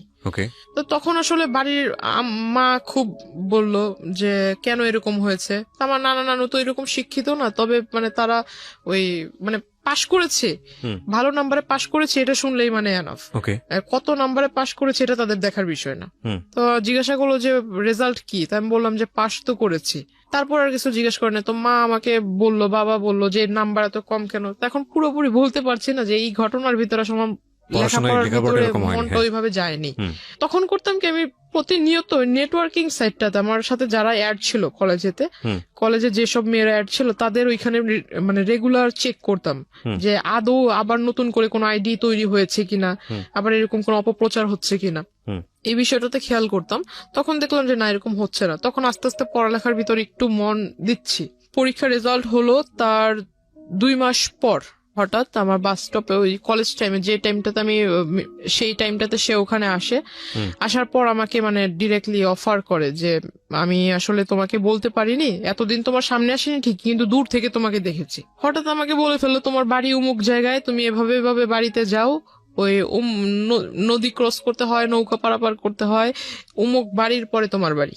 টোটাল একটা কাগজের ভিতরে মানে যে জায়গা জমি নিয়ে যারাই করে তারা যে ম্যাপ আঁকায় না, রাস্তার ম্যাপ তৈরি করে, এরকম সে আমাকে একদম কলম দিয়ে রাস্তা আঁকায় এটাকে একদম দেখা দিচ্ছে যে এই নদী পার হওয়ার পর অমুক রাস্তা থেকে এই রাস্তা, এই রাস্তা থেকে সেই রাস্তা, মানে দুনিয়ার যত খোঁজ নেওয়া দরকার ছিল সব নিয়ে সমস্ত একটা পেজের ভিতরে সে আমাকে লিখে দিল। আমি দেখে আসলে অবাক হয়ে গেলাম। বলতেছে যে এনি টাইম আমি তোমার বাসায় যেয়ে মানে প্রপোজাল দিব। আমাকে এইভাবে বলতেছে 400-500 লোক নিয়ে যাব, এখন এদেরকে বসার মতো জায়গা তো দেওয়ার মতো আছে কিনা, বা এদের খাবার টাবার মানে দেওয়ার মতো অ্যাবিলিটি আছে কিনা, নাকি আমি নিয়ে যাব খাবার, এভাবে বলছে। আমি বললাম যে আপনি আসলে মানে যে আমাদের ওখানে বলে যে যার বিয়ে তার খবর নাই, পাড়াপড়শি ঘুম নাই, এই কথাটা তাকে আমি বললাম। তো আমি বললাম যে আপনার কাছে সবকিছু কি মজা মনে হয় নাকি, বাস্তবতা বলতে কি কিছুই নেই? তো এই কথাগুলো বলার প্রেক্ষিতে সে আসলে আমাকে জাস্ট বললো যে তোমাকে বলেছিলাম না যে তোমার এত কিসের গৌরব বা তুমি এত কিসের অহংকার করো, কিসের পাওয়ারে আমার সাথে আমাকে অ্যাভয়েড করতেছো, এটা আমি দেখায় দিব। আর আমি কি, তুমি যে আমাকে বললা যে আমি ভণ্ডামি করছি, এটা আমি দেখায় দিব। তো সে আসলে ওইখানে হঠাৎ একদিন মানে পাঞ্জাবি টাঞ্জাবি পরে কোটি টুটি পরে আমার বাড়িতে হাজির, দুপুর আনুমানিক 3টা বিকেলই বলা চলে, আপনার বাসাতে, হ্যাঁ 3টার দিকে। শুধু বাড়িতে যখন ঢুকবে, আমার যেহেতু রাস্তার পাশে ঘর, চিকন রাস্তা ছিল, রাস্তার পাশে ঘর, বাহির থেকে বলছে যে আমি আসছি, এভাবে বলতেছে যে আমি আসছি। এখন আমার নানা তাকে জিজ্ঞাসা করতেছে ভাই আপনি কে, আপনি মানে কোথা থেকে আসলেন, আপনি কার ঘরে ঢুকবেন বা কাকে চাচ্ছেন, এরকম কিছু একটা। যেমন নানা একটু সোজা টাইপের মানুষ, সে জিজ্ঞাসা করতেছে কার ঘরে যাবেন, কাকে চাচ্ছেন, খুঁজতেছেন কাকে। সে আমার ছবি আমার নানাকে দেখাইছে। দ্য পয়েন্ট ইজ দ্যাট যে এতদিন ধরে আপনি গোপন করলেন যাতে করে ফ্যামিলিতে এই লোকটা না আসে, আপনার লেখাপড়া যাতে বন্ধ না হয়, যেমন ফ্যামিলিতে ঢুকবে, এবং শেষ পর্যন্ত কিন্তু সেটাই হচ্ছে। এগুলো একটু খেয়াল রাখবেন। আমি কেন বলছি যে জায়গাটিতে আমরা আসলে ফোকাস করতে চাই সেটা নিয়ে কোনো বিতর্ক থাকবে না। উনি যেগুলো বলছেন সেগুলো কতটুকু সত্য কতটুকু মিথ্যা সেটা নিয়ে বিতর্ক থাকতে পারে, cause this show is not investigative show. কিন্তু যেইটা পরিণতি সেটা নিয়ে তো কোনো বিতর্ক নাই। পরিণতিটা কেন হলো সেটাও বলবো আপনাদেরকে শেষের দিকে গিয়ে। যারা শুনছে তারা হয়তো বলবে যে এই ঘটনাটা মানে যেহেতু এখানে ওই দ্বিতীয় পক্ষ নেই, সো সেই হয়তো মানে যা বলছে নিজের ভালোটা বলতেছে, কিন্তু যে দ্বিতীয় পক্ষ তারও তো এখানে ভালো থাকতে পারে, নিজের মানে খারাপটা গোপন রাখতেছে। আসলে এরকম কিছুই না। যারা শুনতেছেন আমি তাদের উদ্দেশ্যে বলবো যে আমি আসলে আমার লাইফে যেটা আমি ফেস করেছি এমনটা যাতে অন্য কারোর সাথে না ঘটে, এটা একটা মানে অ্যালার্টিং, সেটা তো আমাদের অনুষ্ঠানের উদ্দেশ্য। এবং আমরা সবসময় যেটা বলি যে দুই পক্ষ থাকলে এখানে বিষয়টা অন্যরকম হতো, এবং যাকে নিয়ে বলা হচ্ছে তার পরিচয় আমরা এখানে রিভিল করিনি, এটা আমাদের অনুষ্ঠানের জায়গা থেকে করিনি। কিন্তু এটা উনি ব্যক্তিগতভাবে করবেন কি করবেন না বা অন্য কোথাও হয়েছে কিনা সেটা নিয়ে আমাদের কোনো দায় নেই। কিন্তু আমাদের উদ্দেশ্যটা আসলে ওনার জীবন কি হয়েছে, কেন হয়েছে, সেই প্রেক্ষাপটটাকে আপনাদের সামনে তুলে ধরা, কাউকে হেয় করা, কাউকে নিয়ে আলোচনা সমালোচনা করা আমাদের উদ্দেশ্য না। এবং দিন শেষে আপনার জীবনটা যাতে এরকম না হয় সেজন্য আপনি কি স্টেপটা নিবেন সেই লার্নিংটা দেওয়া। ওকে, সো আমরা এইভাবে আগাতে চাই। জি, তারপর কি হলো? বাসায় আসলো। হ্যাঁ, সে বাসায় আসলো, তো বাসায় এসে ঢুকে মানে আমার মাকে মানে প্রথমেই আমার মার পায়ে ধরে মানে আমার সালাম তো মনে করে হয় ফেলছে। আপনার মায়ের বয়স ওনার বয়সের চেয়ে কম আমার হবে। আমার ওনার মেয়ের বয়সের মেবি আমার মা। তো যাই হোক, আমার মার পায়ে ধরে সালাম করে ফেলছে। তো আমার মা মানে এমনিতে একটু রাগী, কারণ পুরুষ মানুষের সামনে সে আসে না। তো আমার মা খুব রেগে গেছে, মানে যে আপনার আমাদের ওখানে বলে শলা, আসলে এটা বলা ঠিক হবে কিনা জানি না, তবু যেটা ঘটেছে আমি বলি। তো আমার মা আসলে শলা নিয়ে আসছে হাতে করে, মানে খুব রেগে গেছে যে আমার পায়ে টাচ করলো কেন এই লোক। তার মানে জানতো যেহেতু আগে থেকে, সুতরাং আপনার মা, মানে আমার মাকে তো আমি ছবি টবি আগেই Right, দেখাইছি, so আর আপনার সেই মা লোক জানতো বিষয়টা। চলে আসছে। হ্যাঁ, হ্যাঁ। আর আমি ততক্ষণ অব্দি মানে নানার কাছ থেকে শুনছি অন্য ঘরে, হ্যাঁ। মানে মাত্র গোসল করে এসে ঘরে ঢুকছে, আর ওই টাইমে বাইরে থেকে কিন্তু সাউন্ড পেয়েছে, সে বলতেছে আমি আসছি। এইটা শুনে মানে একটু মনের ভিতরে যেটা ধুক ধুক করতেছে আমার। আমি বলতেছি যে এই লোক যদি এখন বাড়িতে মানে আগে পরে সবকিছু বলে, আমি তো আসলে লেখাপড়াটা বুঝি আজকেই আমার শেষ, আর যাইতে পারবো না। আমার মাথা একদম বই টই সব একদম পুড়ে ফেলবে। তো আমি অন্য ঘরে বসে শুধু চুপচাপ মানে ভাবতেছি যে আসলে কি বলবো। বাড়ির লোকের কাছে যখন এই লোকটা তার মতো করে বলবে, বাড়ির লোক আমাকে যখন জিজ্ঞাসা করবে, আমি তখন কি করব। তখন ওই লোকের সামনে আমার মা শলা নিয়ে আসে মানে তাকে দেখাইতেছে শলা দিয়ে বাড়ি মারবে, মানে ঝাঁটা। হ্যাঁ, ওকে। ওই শলা দিয়ে বাড়ি মারবে। তো ওই লোক বলতেছে যে মানে সে তার ইশারা বোঝে না, ইশারার কথা তো আর বোঝে না ওই লোক। আপনার মা সম্পর্কে তো জানতো যে উনি, না না, এগুলো জানতো ও না। একেবারে জানতো না, না। না, না। আচ্ছা। তো ওই মানে সে তো ইশারা ভাষা বোঝে না, সে বলতেছে মানে হাত দিয়ে দেখাইতেছে যে আমি ওইরকম কেউ না, আমি আপনাদেরই পরিচিত, আপনাদেরই ওই কি বলে ওই আত্মীয় হব, এরকম কিছু একটা বলতেছে। তো আমার মা আসলে তো মানে মা তো রেগে আছে হাতে নিয়ে, মা বারবার বলতেছে তুই ঘর থেকে বেরো, ওকে। এরকমটা বলছে। তো আমি ওই ঘর থেকে আসলাম, আসার পর তাকে ডিরেক্ট সবার সামনে জিজ্ঞাসা করলাম যে আপনি এখানে কি করে, মানে অ্যাড্রেস পেলেন কোথায়। বলতেছে যে বললাম না আমার কাছে কোনো কিছু অসম্ভব না, আমি তো সবকিছু জানি, তোমার সম্পর্কে সমস্ত কিছু জানি।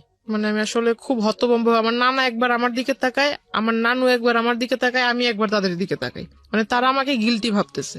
রাইট। আমি এখন মানে ভাবতেছি যে আসলে আমি যদি তাদের বাড়ির লোকেরা বলি, এরা কি আদৌ আমার কথা বিলিভ করবে?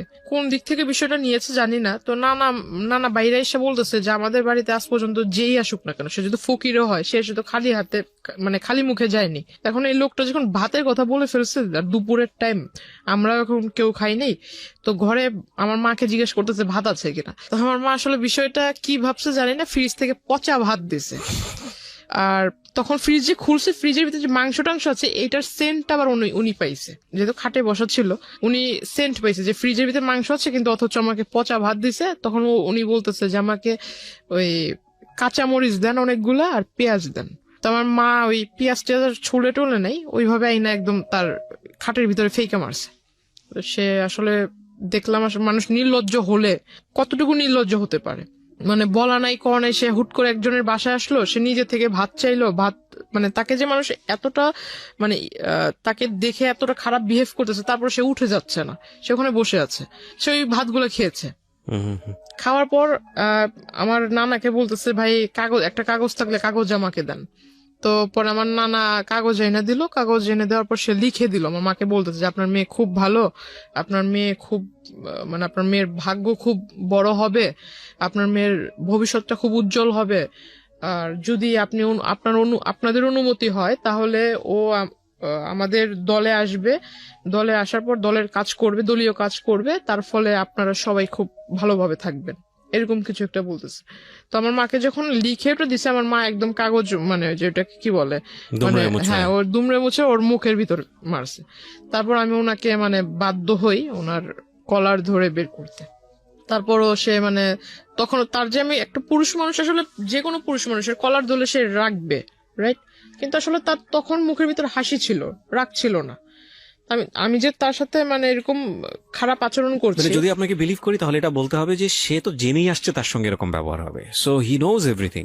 দাবার গুটির চালটা কি হয়? দাবার গুটিতে চালটা হচ্ছে যে আমি যে চালটা দিব, এই চালের পরে কি চাল দিতে পারে সে 8টা 10টা অল্টারনেটিভ যে ভাবতে পারে, সে সবচেয়ে ভালো খেলে। মানে নিয়মটা হচ্ছে এটাই, দাবা খেলার। প্রত্যেকটা মানুষের লাইফ স্টাইলে কিন্তু এরকম, ও যে এখানে এসছে সম্ভাব্য আচরণ কি হতে পারে আপনার ফ্যামিলি থেকে, ও সবকিছু হিসাব করে এসছে এবং ও মেন্টালি সেট হয়ে এসছে, যদি আপনাকে বিশ্বাস করি, এবং ওর কমন পড়ে গেছে, তো কমন পড়ে গেছে তো রিয়াক্ট করবেন, এটা খুব স্বাভাবিক। তো ওখান থেকে উনি যখন বের হয়ে চলে যায়, হঠাৎ করে মানে উনি যে বাসায় গিয়েছে বা অন্য কোথাও গিয়েছে, গিয়ে সারেনি, সে আমাকে হঠাৎ করে মেসেজ দিয়েছে আমার নাম্বারে। মেসেজে লিখেছে যে আমি আসলে জানতাম না তোমার বাবা মা এরকম, দেখে খুব কষ্ট হলো, আমি আসলে মানে খুব অনুতপ্ত তাদেরকে দেখে, তাদের এই বিষয় দেখে। বাবা তো নাই, বাবা তো তখন বাসায় নাই। না না, বাবা মার সম্পর্কে তো সেটা আগে থেকেই জানে, কিন্তু আয়শা তো দেখছে আমার মাকে। আচ্ছা, বাবা কখন, তো বাবা তখন কোথায়? বাবা তখন বাসায় ছিল না। বাসায় মানে আপনাদের সঙ্গেই থাকতো বাবা? বাবা আমাদের সঙ্গে থাকতো। বাবার সঙ্গে থাকতো বলতে কিচ্ছু জানে না? বাবা সঙ্গে থাকতো বলতে আপনার সপ্তাহে 7 দিনের ভিতরে বাবা আমাদেরকে সময় দিত 3 দিন, আর 3 দিন সময় দিত ওখানে। আচ্ছা আচ্ছা, যাওয়া আসার মধ্যেই থাকতো। তো আপনি বাবার সঙ্গে এত ফ্রি ছিলেন, বাবাকে বিষয়টা জানাতেন? বাবাকে এইসব বিষয় তো কখনো, বাবার সাথে আমার মানে বাবা আদর করতো, এটা ঠিক আছে, আমি তো প্রথমেই বলেছি যে আমার আম্মুর সাথে আমি ফ্রি ছিলাম, বাবার সাথে এইসব বিষয়ে কখনো না, কোনো বিষয়ে আলোচনা হতো না। ওকে, ঠিক আছে। তো আমি বললাম যে আপনি যেটা করেছেন আসলে কাজটা, আমার বাড়ির লোক এখনো অব্দি আমাকে এই পর্যন্ত কিছু বলেনি, রাত হলে দেখা যাবে যে আসলে কি হয়। কারণ এই জিনিসটা যদি আমার মা এখনো অব্দি আমার সাথে রেগে আছে, মা কথা বলতেছে না, আর মাও আমাকে ডাউট করতেছে, ডাউট করাটা স্বাভাবিক, কারণ একটা লোক এইভাবে কিভাবে আসবে। টু বি অনেস্ট, আমরা নিজেরাও করছি। তো আসলে এই লোকটা কিভাবে বাসায় আসবে, আমার যদি রেসপন্স না পাই কিভাবে বাসায় আসলো, এটা একটা প্রশ্ন থেকে যাবে। কিন্তু আসলে এটা ঘটেছে। তো আমি আসলে যেহেতু আমি নিজে ওইখানে বাস্তববাদী হিসেবে দাঁড়িয়েছিলাম, তো আমি নিজে তো ঘটনাটা দেখেছি, আর এখন আমি জানি অনেকে এটা বিলিভ করবে না, এখন বিলিভ না করলে কিছু করার নেই। ফাইন, আপনি বলেন আপনার স্টোরি। হ্যাঁ, উনি আমাকে এই বিষয়গুলো বললো, হঠাৎ দেখি যে আসলে তারপর থেকে, ওই দিনের পর থেকে সে কলেজে আসে না, কিন্তু মেসেজ মানে 1 ঘন্টার ভিতরে কতগুলো মেসেজ দেওয়া যায়, 1 মিনিটের ভিতরে না হলো 5-6টা করে মেসেজ আসতেছে, তাও বিরাট বড় বড় প্যারা, বড় বড় সামারি। আমার জন্য সে এই চিন্তা করছে সারা রাত ভরে, আমার জন্য এটা ভাবে, মানে আমার বাবা মা এরকম, আমার ভবিষ্যৎ কেমন হবে। এই লোকটা যে আপনাকে কন্টিনিউয়াসলি পোক করে যাচ্ছে, আপনি তো তার সাথে এক ধরনের সম্পর্ক আছেই আপনার, বলা চলে যে উনি আসছে কথাবার্তা বলতে, আপনি বাধ্য হচ্ছেন, ফ্যামিলি পর্যন্ত ঢুকে গেছে। আপনার কখনো মনে হয়নি লোকটা সম্পর্কে আপনার একটু খোঁজ নেওয়া উচিত তখন পর্যন্ত? আমি তার সম্বন্ধে আসলে মাথা ঘামাইতেই চাই না, তাকে যতটা মানে আর্লি পসিবল হয় যে তাকে আমার এই বিষয়গুলো থেকে দূরে রাখা।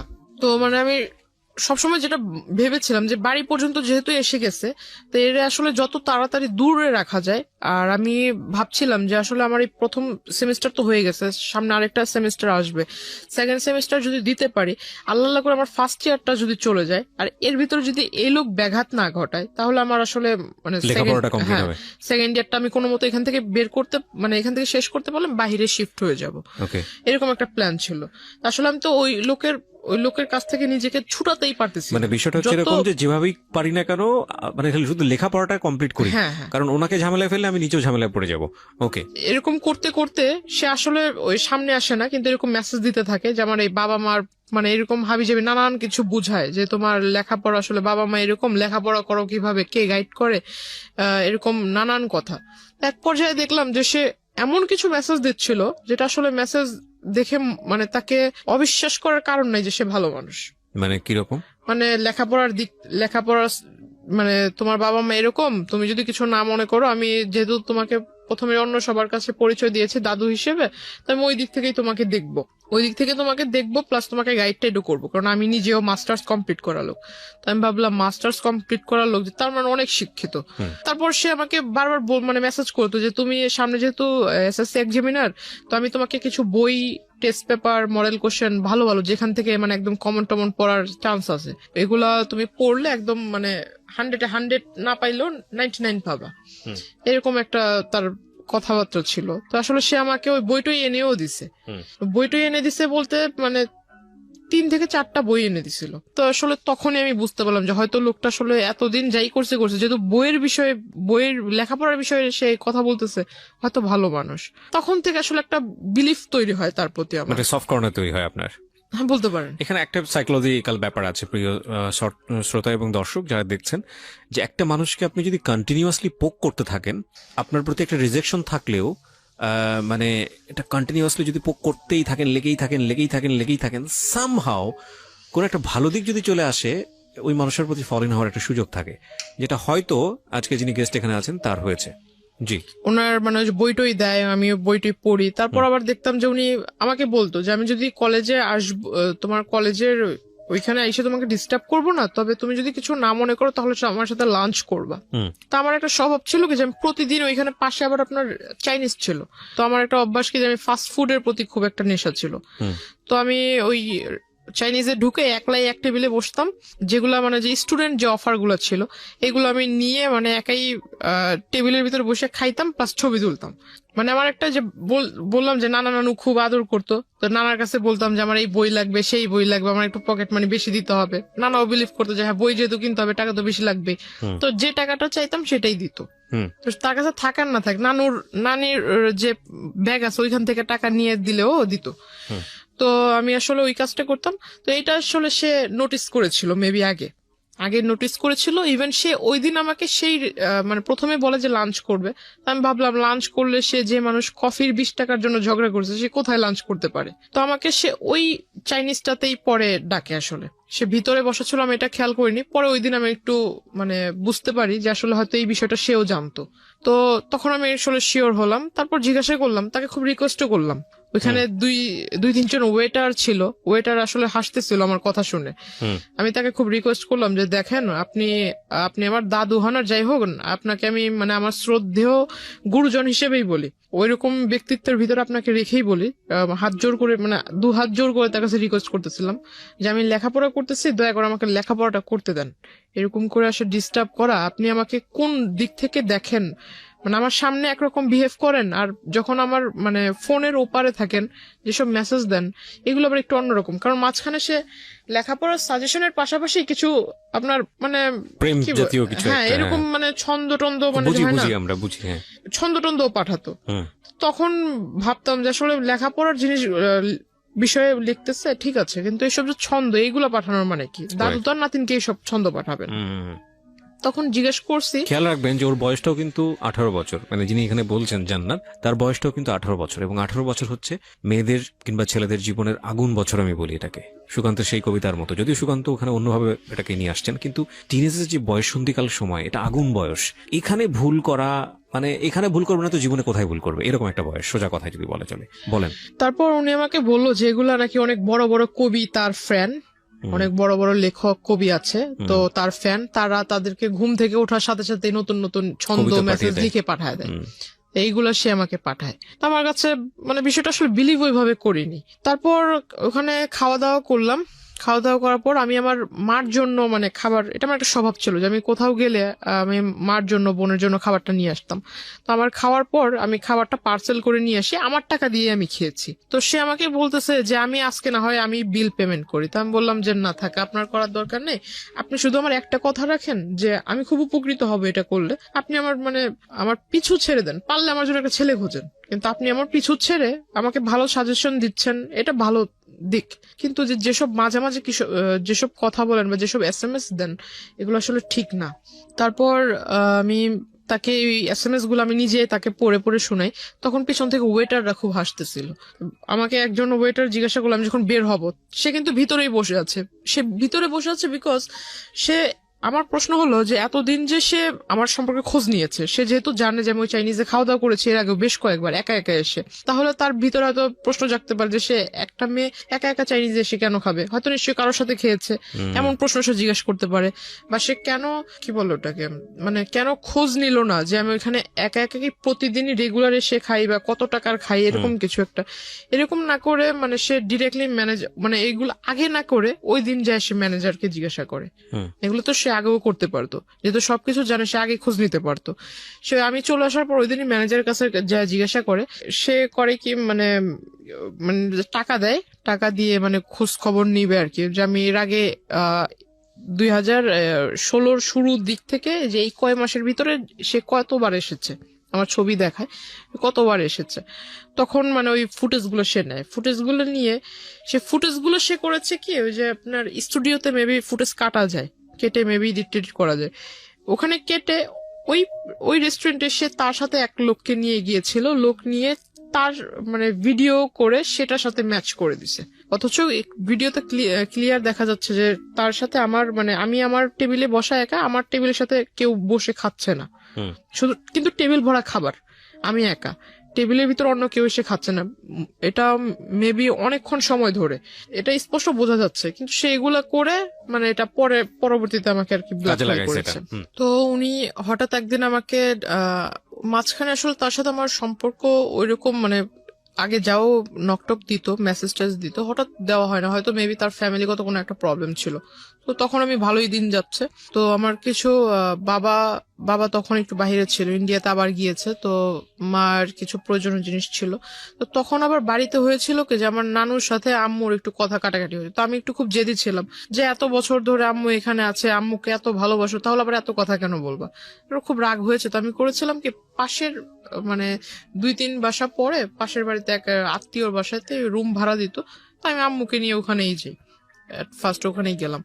তো যাওয়ার পর ওখানে কিছুদিন রইলাম। তো এখন আম্মু বলতেছে যে অনেক জিনিস কমতি আছে, এগুলো লাগবে। তো আমি বললাম যে ঠিক আছে, তা আমি নিজেই যাব। তো আম্মু বলতেছে যে তাহলে তুমি কিভাবে আনবে। তো আমি বললাম না, আমি একজন নিয়ে যাব সাথে করে, কারণ নৌকাওয়ালা হোক বা রিক্সাওয়ালা হোক, এদেরকে দিয়ে নিয়ে আসবো। তো ওখানে গেলাম। এই এই মানে কথাটা আসলে হয় কোনো নৌকাওয়ালাই লিক করেছে নাকি আমার এলাকা থেকে কোনো লোক লিক করেছে, আমি জানি না। পরে আসলে হঠাৎ মানে আমি নদীটা ক্রস করেও সারিনি, মাত্র রিক্সা নিব, রিক্সা নিয়ে একটুখানি ঢালের মানে ওই রোডের একটু ঢালে উঠেছি, তখনই মানে সে আইসা এরকম রিক্সা থামাইছে। মানে একদম ওই বিয়ের সময় যে পাঞ্জাবি গুলো আর কি পরে, এরকম লাল পাঞ্জাবি টাঞ্জাবি পরে আসছে, মাথায় টুপি টুপি দিয়ে আসছে। তো তাকে দেখে মনে হচ্ছে একটা যে রাস্তায় ভিক্ষা ভিক্ষা করে না অনেক মানুষ, মাথায় টুপি টুপি দিয়ে এরকম একটা লুক নিয়ে আসছে সে। তো আসলে আমি তাকে দেখে অবাক হই। সে আমাকে বলতেছে যে তোমার সাথে একটু কথা ছিল, তোমাকে আমি আর কোনোদিন ডিস্টার্ব করবো না, মানে একদম শেষ একটা একটা কথা বলবো, সেটা আসলে এই এই পরিবেশে বলা যাবে না, একটা সুন্দর পবিত্র পরিবেশে তোমাকে আমি নিব। তো আমি বললাম পবিত্র পরিবেশ আবার কোনটাকে বলে। তো বলতেছে না, একটা ভালো জায়গায়, ওইটা তোমার একটা দরগা টাইপের পাশেই, তো রাস্তার পাশেই আবার টিম্বার ছিল, অনেকগুলা কাঠের দোকান টোকান ছিল, ভিতরে একটা ছোট্ট একটা ঘরের মতো, ভিতরে যে আপনার মাজার দরগা এগুলা ওইটার ভিতরে নিল। ওখানে তার আগে থেকে তার পরিচিত লোক বসা, দ্যাট মিন সে এতদিনে যে আমার সাথে কানেক্টেড ছিল না, এই গ্যাপটাতে সে করেছে কি আপনার যে নোটারি পাবলিক বলে যে কাগজগুলা, এই কাগজগুলা তৈরি করেছে। প্লাস আমি আপনাকে যে পেপারস গুলো দেখিয়েছি যে আমাদের নামে সে অনেকগুলা মামলা করেছে, মানে আমার হয়ে আমাদের নামে মামলা করেছে, মানে আমি আমার ফ্যামিলির নামে মাদকের মামলা করেছি, এটা পেপারস আমি আপনাকে দেখিয়েছিলাম। সেই বিষয়টা সে এই পেপারস রেডি একসাথে প্রিন্ট করে রাখছে। তো এখন আমি যতটুকু বুঝতাম যে শাপলা মানে হলুদ পেপারের উপরে শাপলা টাপলা ছাপানো, এর মানে কি দলিল, এতে তো বোঝা যায়। এখন ওখানে লেখাগুলো যে আমি মানে প্রথমে তো ভিতরে ভিতরে আমি যাই, সবার সামনে বলতেছে যে এখানে দুজনে নামাজ পড়বো একসাথে, নামাজ টামাজ পড়ে মোনাজাত নিয়ে তুমি এই পেপারসে সাইন করবা। আমি বললাম পেপারসে সাইন করবো মামার বাড়ির আবদার নাকি, এটা মুখের কথা, আপনি আমাকে বলবেন আমি পেপারসে সাইন করে দেবো, আমি পেপারস পড়বো না, কিসের পেপারস, আর পেপারসে সাইনই বা করার কথা আসতেছে কেন। তো বলতেছে আমি তোমাকে বিয়ে করবো, এই মুহূর্তে করবো। তা আমি বললাম যে আমার বয়স হয়েছে বিয়ে করার। বলতেছে না আমি এত কিছু বুঝি না, তোমার বয়স, তুমি এসএসসি এক্সামিনার, তোমার নাকি বয়স না হয়েছে, তোমার তো 21 চলে মিনিমাম। তো আসলে সে আমার বয়সটা ধরেছিল সার্টিফিকেট অনুযায়ী। ও হ্যাঁ, সে আমাকে এই বিষয়টাতে মানে যে বিয়েটার যে বিষয়টা আসলো, এর আগে সে করেছে কি আমার ওই যে তার রাজনৈতিক যে প্রেক্ষাপট, সেখানে সে আমাকে পোস্ট দিবে, এটা সেটা দিবে, আমি বুঝি না তাতে কি হয়েছে, সে আমাকে যে পোস্টটা দিবে, এই পোস্টার ফলে আমি নানান জায়গায় ভিজিট করব, সেখান থেকে অনেক আউট নলেজ আয়ত্ত করতে পারবো, তার ফলে আমি মানে একটা ভালো রাজনৈতিক দলের কর্মী হিসেবে গ্রহণযোগ্য হব। তাকে আমি বিশ্বাস করে সে আমার কাছে বললো যে তোমার ওই পাসপোর্ট তৈরি করতে হবে, তখনও অব্দি আমার পাসপোর্ট নাই। বলতেছে পাসপোর্ট করতে হবে, পাসপোর্টের জন্য ওই ছবি টবির প্রয়োজন, প্লাস তোমার ওই যে স্কুল সার্টিফিকেটের যত কাগজপত্র আছে এগুলা। তো আমি বললাম যে আসলে পাসপোর্ট আপনি কেন করবেন, আপনি আমাকে বলেন কোথায় যেয়ে করতে হবে, আমি বাড়িতে যেয়ে বলবো। তো বলতেছে না, বাসায় জানানোর দরকার নেই, এটা তুমি বাসায় সারপ্রাইজ দিবা, যখন তুমি পোস্টটা পাবা বা এই পোস্টটা যখন টিভিতে তোমাকে দৈনিক দেখানো হবে, মানে নানান রকম অনুষ্ঠানে তোমাকে দেখানো হবে, তুমি যখন বক্তৃতা দিবা বাড়ির লোক দেখবে, তারা এমনিতে ইমপ্রেসড হবে। তাই আমি বললাম সত্যি কি এরকম কিছু হবে। তো যেহেতু ভিতরে একটা রাজনীতি করার একটা ক্ষোভ ছিল, ক্ষোভ বা ভালো আগ্রহ, আচ্ছা যাই হোক ওটা ছিল। তো আমি আসলে ওই দিক থেকে চিন্তা করলাম, সে যেহেতু মানে মানে মেঘ না চাইতে বৃষ্টি হয়ে যাচ্ছে, আমার ছোটবেলা থেকে একটা ইচ্ছা ছিল সে আমাকে মানে এত বড় একটা মানে প্ল্যাটফর্মে somehow আপনি নিয়ে, লোভে পড়ে তাকে কিছু ডকুমেন্টস দিয়েছেন, আমি বুঝতে পারছি। হ্যাঁ, লোভ বলতে পারেন। হুম। তো প্ল্যাটফর্মে দাঁড় করিয়ে দিবে তো ভালোই, তো আমার ইচ্ছাটা পূরণ হবে। হুম। আমি লেখাপড়াও শেষ তো করে আমি যেটা বুঝতে পারছি যে আপনি তাকে কিছু ডকুমেন্টস দিয়েছিলেন যেটার বেসিসে সে হচ্ছে আপনার কি পুরো একটা তাকে পেপার বিলিভ তৈরি করে, করেছে। আর আমি এত বড় একটা গাধা ছিলাম এখন নিজেকে না বলে, আসলে আমি এখানে আমারও ভুল আছে অনেক, যে আমি আসলে তাকে পুরোপুরি বিলিভ না করে বা তার সম্বন্ধে কিছু না জেনে আমার সমস্ত একটা ফাইল ছিল, সেখানে আমার প্রাইমারি লেভেল থেকে শুরু করে স্কুলের যত ডকুমেন্টস ছিল সমস্ত মানে ফাইলটাই তাকে দিয়ে দিছি। না, ফাইলটা দেওয়ার মানে মূল ফাইলটার ভিতর তোমার কাগজপত্র ছিল, ওই ফাইলটাতে সমস্ত মা সব স্কুলের যাবতীয় কাগজপত্র রাখে। তাকে সার্টিফিকেট গুলো বের করে দিচ্ছে, সে আমাকে বলতেছে যে না তোমার সার্টিফিকেট দরকার নেই, আমার কাছে আমি কিসে করে নিয়ে যাবো এই কাগজগুলা, কাগজ তো মূল্যবান কাগজ, যেহেতু ফাইলটার ভিতর আছে, ফাইলটা এখন এই ফাইলটা যা যা আছে এই সমস্ত কিছু আমি আবার তোমাকে ব্যাক করে দিব, তুমি আমাকে এটা দাও, আমি তোমাকে যা যা আছে সমস্ত কিছু ফিরিয়ে দিব। তো আমি গেলাম, সে আমাকে বললো যে ছবি তুলতে হবে, 22 কপি না 20 কপি যেন ছবি লাগবে বলছিল। পরে ছবি তুললাম স্টুডিও থেকে, স্টুডিওর ছবি আনবনবো করে, আর আমাকে বলে মানে ডেট বলে না যে অমুক দিন আনতে হবে, ছবিগুলো আমাকে দিবা, এই ছবি দেওয়ার ডেটটা আর বলে না। তো আমি আর ওই বিষয়ে মাথা ঘামাইনি, ছবি স্টুডিওতে পড়ে রয়েছে। সে ওই সার্টিফিকেটের ফটোকপির সাথে ফটোকপি আর ওই আপনার ওই ফটোকপির ডেট দিয়ে সে আর কি বলে যে আমি বিয়ের বয়স আমার হয়েছে। কারণ সার্টিফিকেট আমার 4 বছর বয়সে মেবি আমাকে স্কুলে ভর্তি করা হয়, আমাকে বয়সটা বাড়িয়ে দিছিল কারণ আমার গ্রোথের কারণে। চাইলো আপনাকে, তারপর কি করলেন? সার্টিফিকেটের অনুযায়ী সে আমাকে ওই বয়সটা দেখায় বেশি। সে আমাকে যখন বিয়ের প্রস্তাবটা দেয় সবার সামনে যখন দেয়, আমি মনে করেছিলাম যে দরগাতে মাজারে তো অনেক মানুষই যাতায়াত করে, কিন্তু আসলে ওইখানে যারা যারা ছিল সবাই যে তার পরিচিত এটা আমি জানতাম না।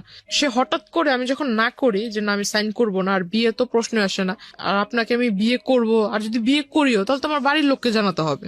তারপর সে আমাকে বললো এই কথা, বলার পর আমি বললাম যে না আমার যেহেতু বাবা মা জন্ম দিয়েছে, যেহেতু তারা জন্ম দিয়েছে বড় করেছে, এখন আমি তার বিয়েটা তো তাদের ছাড়া করব না, আমি বিষয়টা আসলে তাদেরকে জানাবো, একদিনের সময় আমাকে দেন, আপনি একদিনের সময় দেন, আমি এটা বাসায় যা বলবো, তারপর কালকে আগামীকাল মানে তার মূলত তার ওইখান থেকে আমার চলে আসা দিয়ে কথা। তো সে করে কি আসলে উপরে মানে সে হয়তো বুঝতে পারে যে আমি বের হতে চাচ্ছি, সে উপরে দাঁড়িয়ে মানে আমি তো বসা, সে উপরে দাঁড়িয়ে মানে খুব খুব মানে হিট কি বলে এটা, খুব হাইলি আমাকে একটা পাঞ্চ করে মুখের ভিতরে, আর তার একটা ঘুষিতেই আমার এখান দিয়ে ফেটে যায়, রক্ত বের হয়। তারপর সে তার হাতে মেবি ধারালো কিছু ছিল, আবার এইখানে মানে এভাবে মানে টান দিতে গিয়ে এখানে নাকের পুরো মাংসটা উঠে আসছিল। আমি আসলে খুব জোরে ব্যথা পেয়েছিলাম, খুব হাউমাউ করে কান্না করতেছিলাম। তো আসলে পাশে যারা ছিল তারা মিনিটের জন্য আমাকে ধরেনি বা ওই লোকটাকে বলেনি যে তুমি এটা করতেছো কেন, এটা আসলে জিজ্ঞাসা করেনি। তখন আস্তে আস্তে ওরা করতেছে কি বাইরে চলে যাচ্ছে, তখন বুঝতে পারলাম যে হয়তো ওরই পরিচিত লোক, নয়তো কিছু বলবে না কেন। তো ওইখানে একটা মহিলা ছিল, আমি তাকে বললাম দেখেন আমি আসলে তাকে মানে ওইভাবে চিনি না, কিছুদিন ধরে চিনি, কিন্তু সে আমাকে জোর করে বিয়ে করবে এটা তো হয় না, আর আপনাদের এখানে এইগুলো ঘটতেছে আপনারা কিছু বলতেছেন না কেন। তো ওই মহিলার ওইখান থেকে সে ও করে কি আমাকে নিয়ে বের হয়ে যায়, বের হয়ে আমার এখান থেকে রক্ত বের হইতেছে, সে আমাকে রাস্তাটা টেনে নিয়ে যাচ্ছে। এক লোক জিজ্ঞাসা করতেছে যে মেয়ের মুখ থেকে রক্ত বের হচ্ছে, মাংস এখান থেকে ফেটে গেছে, আপনি মানে ওকে এইভাবে টেনে নিচ্ছেন কেন? সে বলতেছে আমার মেয়ে আরেকজনের সাথে ভেগে যাচ্ছিল, ওরে ধরে নিয়ে আসছি, তোরে মারবো না কি করব। সে মানুষের কাছে ওটা বলতেছে। সে যখন বলছে যে লোকটা জিজ্ঞাসা করছে সেই লোকটার আর বলার কিছু ছিল না, সে আমাকে নিয়ে গেল তারই পরিচিত এক। তো আপনি কিছু বললেন না কেন তখন? তখন আমি আসলে কিছুই বলিনি, এটা না বলার হয় মানে তখন, কিন্তু আমার মনে আছে যে আমি তখন কান্না করতেছিলাম খুব। Something fishy. আমি প্রথম কথা হচ্ছে যে আপনি গল্পটা যেভাবে বলছেন তাতে মানুষের অনেক প্রশ্ন তৈরি হবে, যেটা আমারও হচ্ছে। একটা মানুষকে আপনি প্রথম থেকেই বলছেন পছন্দ করেন না, যে মানুষটাকে আপনি পছন্দ করেন না সেই মানুষটা এত দূর যেতে পারে না, এটা একদম জেনারেল পারসেপশন। সেই মানুষটাকে আপনাকে মাজারে নিয়ে যাবে, সেই মানুষটা আপনার বাসায় ঢুকে যাচ্ছে, সেই মানুষটা আপনাকে সাজেশন দিচ্ছে, সেই মানুষটাকে আপনি আবার হচ্ছে আপনার ডকুমেন্টস সবকিছু দিয়ে দিচ্ছেন না। This is really unbelievable. এটা আমার কাছে পুরোটাই অবিশ্বাস্য মনে হচ্ছে। একটা জায়গা থেকে কোনো না কোনো ভাবে আপনি ওনার প্রতি কোনো না কোনো দিক থেকে ফল ইন ছিলেন, নইলে এটা তার প্রতি দুর্বল তো ছিলাম যে আপনার লেখাপড়ার যে সাজেশনটা দিত ওই দিক থেকে তাকে রেসপেক্ট মানে যদি আমি বলি তালিবাজার বিষয়টা, তাহলে আমার মনে হয় এখানেও আপনার কোনো অবদান আছে। আমি জানি না, আমি আরো সামনের দিকে যেতে চাই, পুরো গল্পটা আমি নিয়ে আসতে চাই। জি বলুন। তারপর আচ্ছা, তারপর সে আমাকে মানে ওই জায়গায় অফিসটাতে নিয়ে গেল, অফিসে নিয়ে যাওয়ার পর সে আমাকে বললো যে তোমার এখানে তুমি সিগনেচার করবে, তো তোমাকে তো ওইখানে সবার সামনে মাত্র 2টা আঘাত করেছি, এর থেকেও বেশি কিছু করতে পারি, তো তুমি এখানে সিগনেচার করো। তখন আমি আসলে বললাম যে আপনি আমাকে একদিনের সময় দেন, আমি বাসায় যাই বিষয়টা ডিসকাস করি। তো সে আমাকে বলতেছে যে তুমি এই অবস্থায় বাসায় যাবার আমাকে পুলিশ কেসের ভিতরে ঝামেলার ভিতরে ফেলবা, আমি কি এতই কি বোকা নাকি তোমাকে এই অবস্থায় ছেড়ে দিব। পরে সে আমাকে ওই এটা কি বলে যে মানে তার ফোনের ভিতরে ছিল আপনার কিছু যে সফটওয়্যার দিয়ে মেবি আমার পিকচারকে সে নেগেট করেছিল, কিছু পিকচার সফটওয়্যার দিয়ে। তো আসলে সফটওয়্যার দিয়ে এটা আসলে আমারই পিকচার ছিল না অন্য কারো পিকচার ছিল সেটা জানি, কিন্তু বডির ভিতর আমার মাথাটাই ছিল, বডি টোটালি ওপেন ছিল, বাট মাথাটা আমার ফেস একদম স্পষ্ট দেখা যাচ্ছে।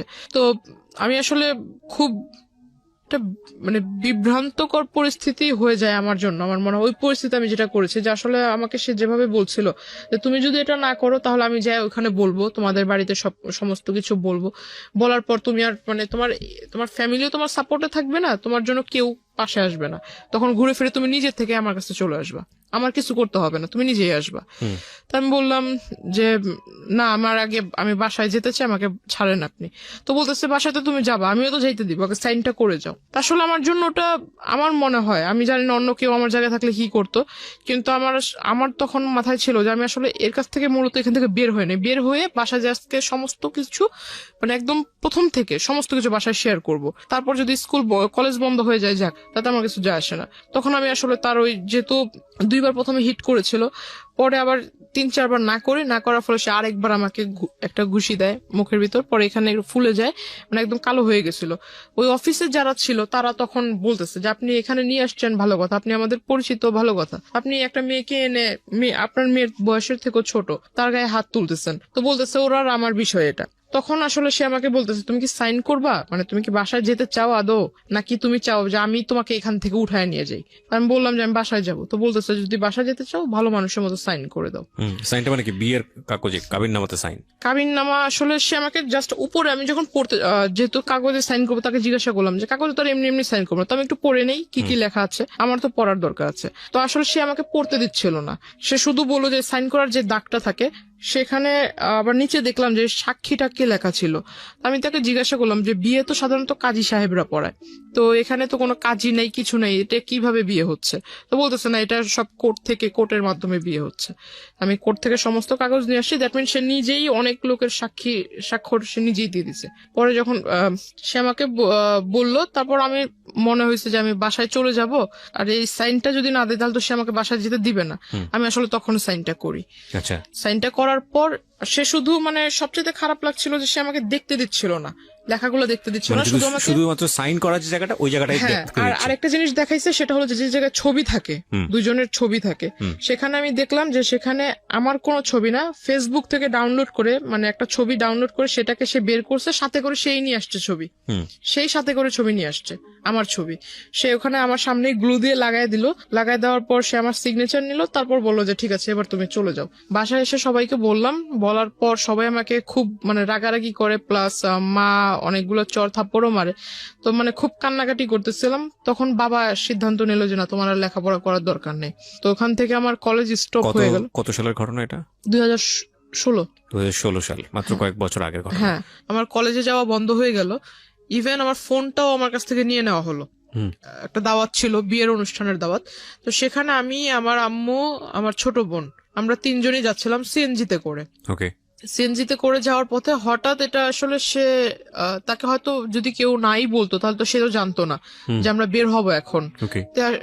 উনি করে কি যে আমাদের পিছন থেকে মানে গাড়িতে করে ফলো করে, উনি ফলো করার পর উনি ওইখান থেকে আমাকে নিয়ে যায়। আপনি যে বাসায় গিয়ে বলার পরে আপনার ফ্যামিলি থেকে লেখাপড়া বন্ধ করে দিল, বাট আপনি যে সাইন করেছেন এত কিছু হয়েছে এগুলো বলেছি, বলার পরে তারা কি স্টেপ নিল? তারা আমাকে মানে একটু বাড়ির লোক যা করে আর কি করেছে, গায়ে হাত তোলায়, সেটা আপনার উপর করেছে।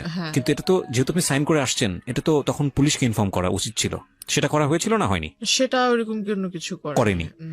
দেখেন, মানে একটা কথা আছে, মানে আমার প্রতি আসলে সবাই মানে এমন হচ্ছিল যেন আমি তাদের কোনো ফ্যামিলি মেম্বার না, আমাকে এমন ভাবে সবাই মনে করছিল যে আপনারই দোষ এটা।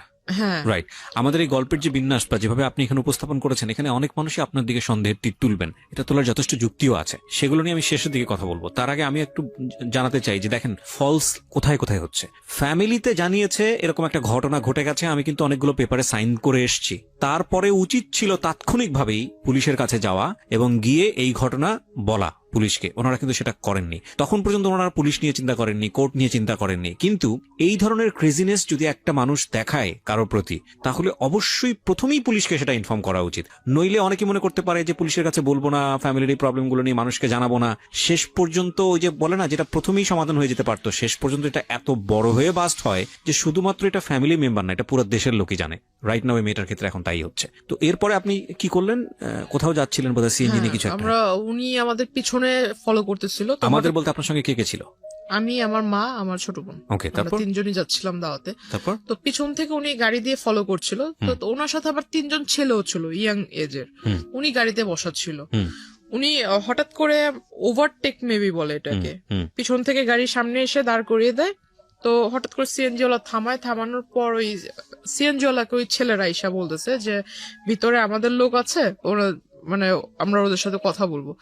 আসলে আমি ছেলেদেরকে দেখে চিনতে পারিনি। পরে পিছন থেকে যখন বলতেছে যে তোদের ভাবিকে কিছু বলিস না, কোনো মতো খালি গাড়ি থেকে নামা, তখন আসলে তার কণ্ঠ টোন শুনে বুঝতে পারি। তখন আমি গাড়ি থেকে নাইমা যায়, তাকে ডিরেক্টলি জিজ্ঞাসা করি যে এগুলো করার মানে কি। তো উনি আমাকে ডিরেক্ট বলতেছে যে তোর সাথে আমার এই সম্পর্ক হয়ে গেছে, যেভাবেই হোক হয়েছে, আমার ইচ্ছা ছিল, আমার ইচ্ছা পূরণ হয়েছে, তো তুই আমার সাথে যোগাযোগ কেন বন্ধ করলি, যোগাযোগ কেন রাখলি না। তো রাস্তার মধ্যে এটা হচ্ছে, আশেপাশে লোকজন ছিল না? ওই রাস্তাটা আসলে একটু নির্জন টাইপের ছিল, যে টাইমটা ছিল ওই টাইমটাতে এত মানুষ ছিল না। ওকে। আমাকে বলতেছে যে তোর ভিতরে কি একটু ভয় জাগলো না যে আমি এই পেপারস দিয়ে ওই আই মিন তুই তোর সাথে যে আমার এই যেভাবে হোক বিয়ে হয়েছে, এই কাগজ টাগজ দিয়ে তোর কিছু করব, তোকে ভয়ভীতি দেখাইতে পারি, এরকম কোনো ধারণা কি তোর মনে আসেনি? ওইখান থেকে আমাকে সে আমার মার ওইখান থেকে সে সামনে আসে। আমার মা তাকে তো প্রথম দিনে একবার দেখছে, তাকে চিনে। মার সামনে এসে সে যখন আমার বোনকে একটু টাচ করতে যায়, আমার মা তাকে মানে এরকম মানে চড় দেয় গালের ভিতরে। সে রেগে গিয়ে আমার মাকে আর কি ধাক্কা দেয়, আমার মা পড়ে যায়। তো হঠাৎ ওই সিএনজি ওয়ালা যখন বলতে যায় যে আপনি কি এরকম এসে করতেছেন, তখন সিএনজি ওয়ালাকে ওই তিনটা ছেলে মারে।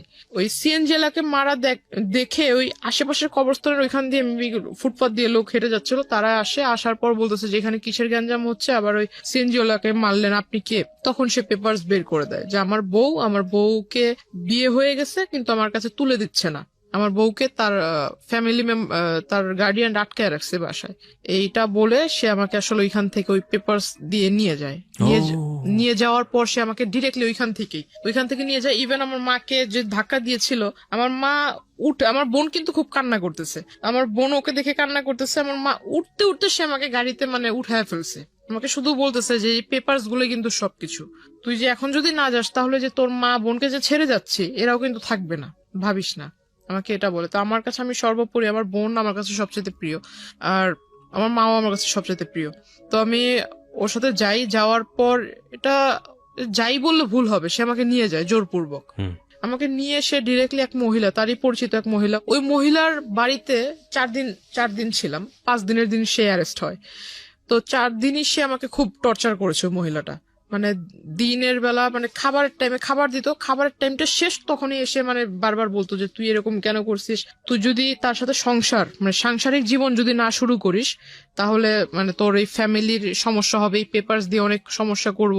ইভেন আমার কাছে যে ফোন ছিল, ফোনটাও ওই লোক নিয়ে নিছে, ওই লোকের সিম নিয়ে নিছে, ফোনটা ওই মহিলা নিয়ে নিছে, ফোন তার কাছে। তখন তাকে রিকোয়েস্ট করতেছি যে আপা দেখেন আপনার তো সন্তান আছে, আপনার এই যে ছোট্ট বাচ্চা আছে, আমার নিজেরও একটা ছোট বোন আছে, তো আপনি আমাকে আপনার সন্তানের জায়গায় রেখে আমাকে উপকার করেন। আপনার সামনে এই ঘটনাটা ঘটছে, আপনি কি কিছুই বলবেন না ওই লোকটাকে? আপনি কি একবার জিজ্ঞাসা করেছেন যে সে তার সাথে আমার কিভাবে পরিচয় হলো, কিভাবে সে আমাকে এখানে নিয়ে আসলো, আর আপনি বা তাকে কিভাবে রাইট দিলেন আপনার এখানে আমাকে নিয়ে এনে রাখার? আর ওই যে সন্ধ্যাবেলা যেটা হতো সেটাও গেট লক করে ওই আমাকে বলতো যে অ্যারোসল দিতে হবে রুমের ভিতরে, 15 মিনিট তোমাকে বাইরে থাকতে হবে। পরে কি বুঝতে পেরেছেন যে আসলে সে কি করতো? হ্যাঁ, পরে এটা জানতে পেরেছি। আচ্ছা, আমরা একটু সামনের দিকে আগাই। তারপর তো পরে ওই ঘটনার শেষ হলো। 5 দিনের দিন তাকে কিভাবে অ্যারেস্ট করলো পুলিশ আমি জানি না, হয়তো 5 দিনের দিন, এই 5টা দিন আপনি তার সে ছিল না, সে মাঝখানে 4 দিন আমি ওই মহিলার বাসায় ছিলাম, 2 দিন সে আমার ওখানে যায়।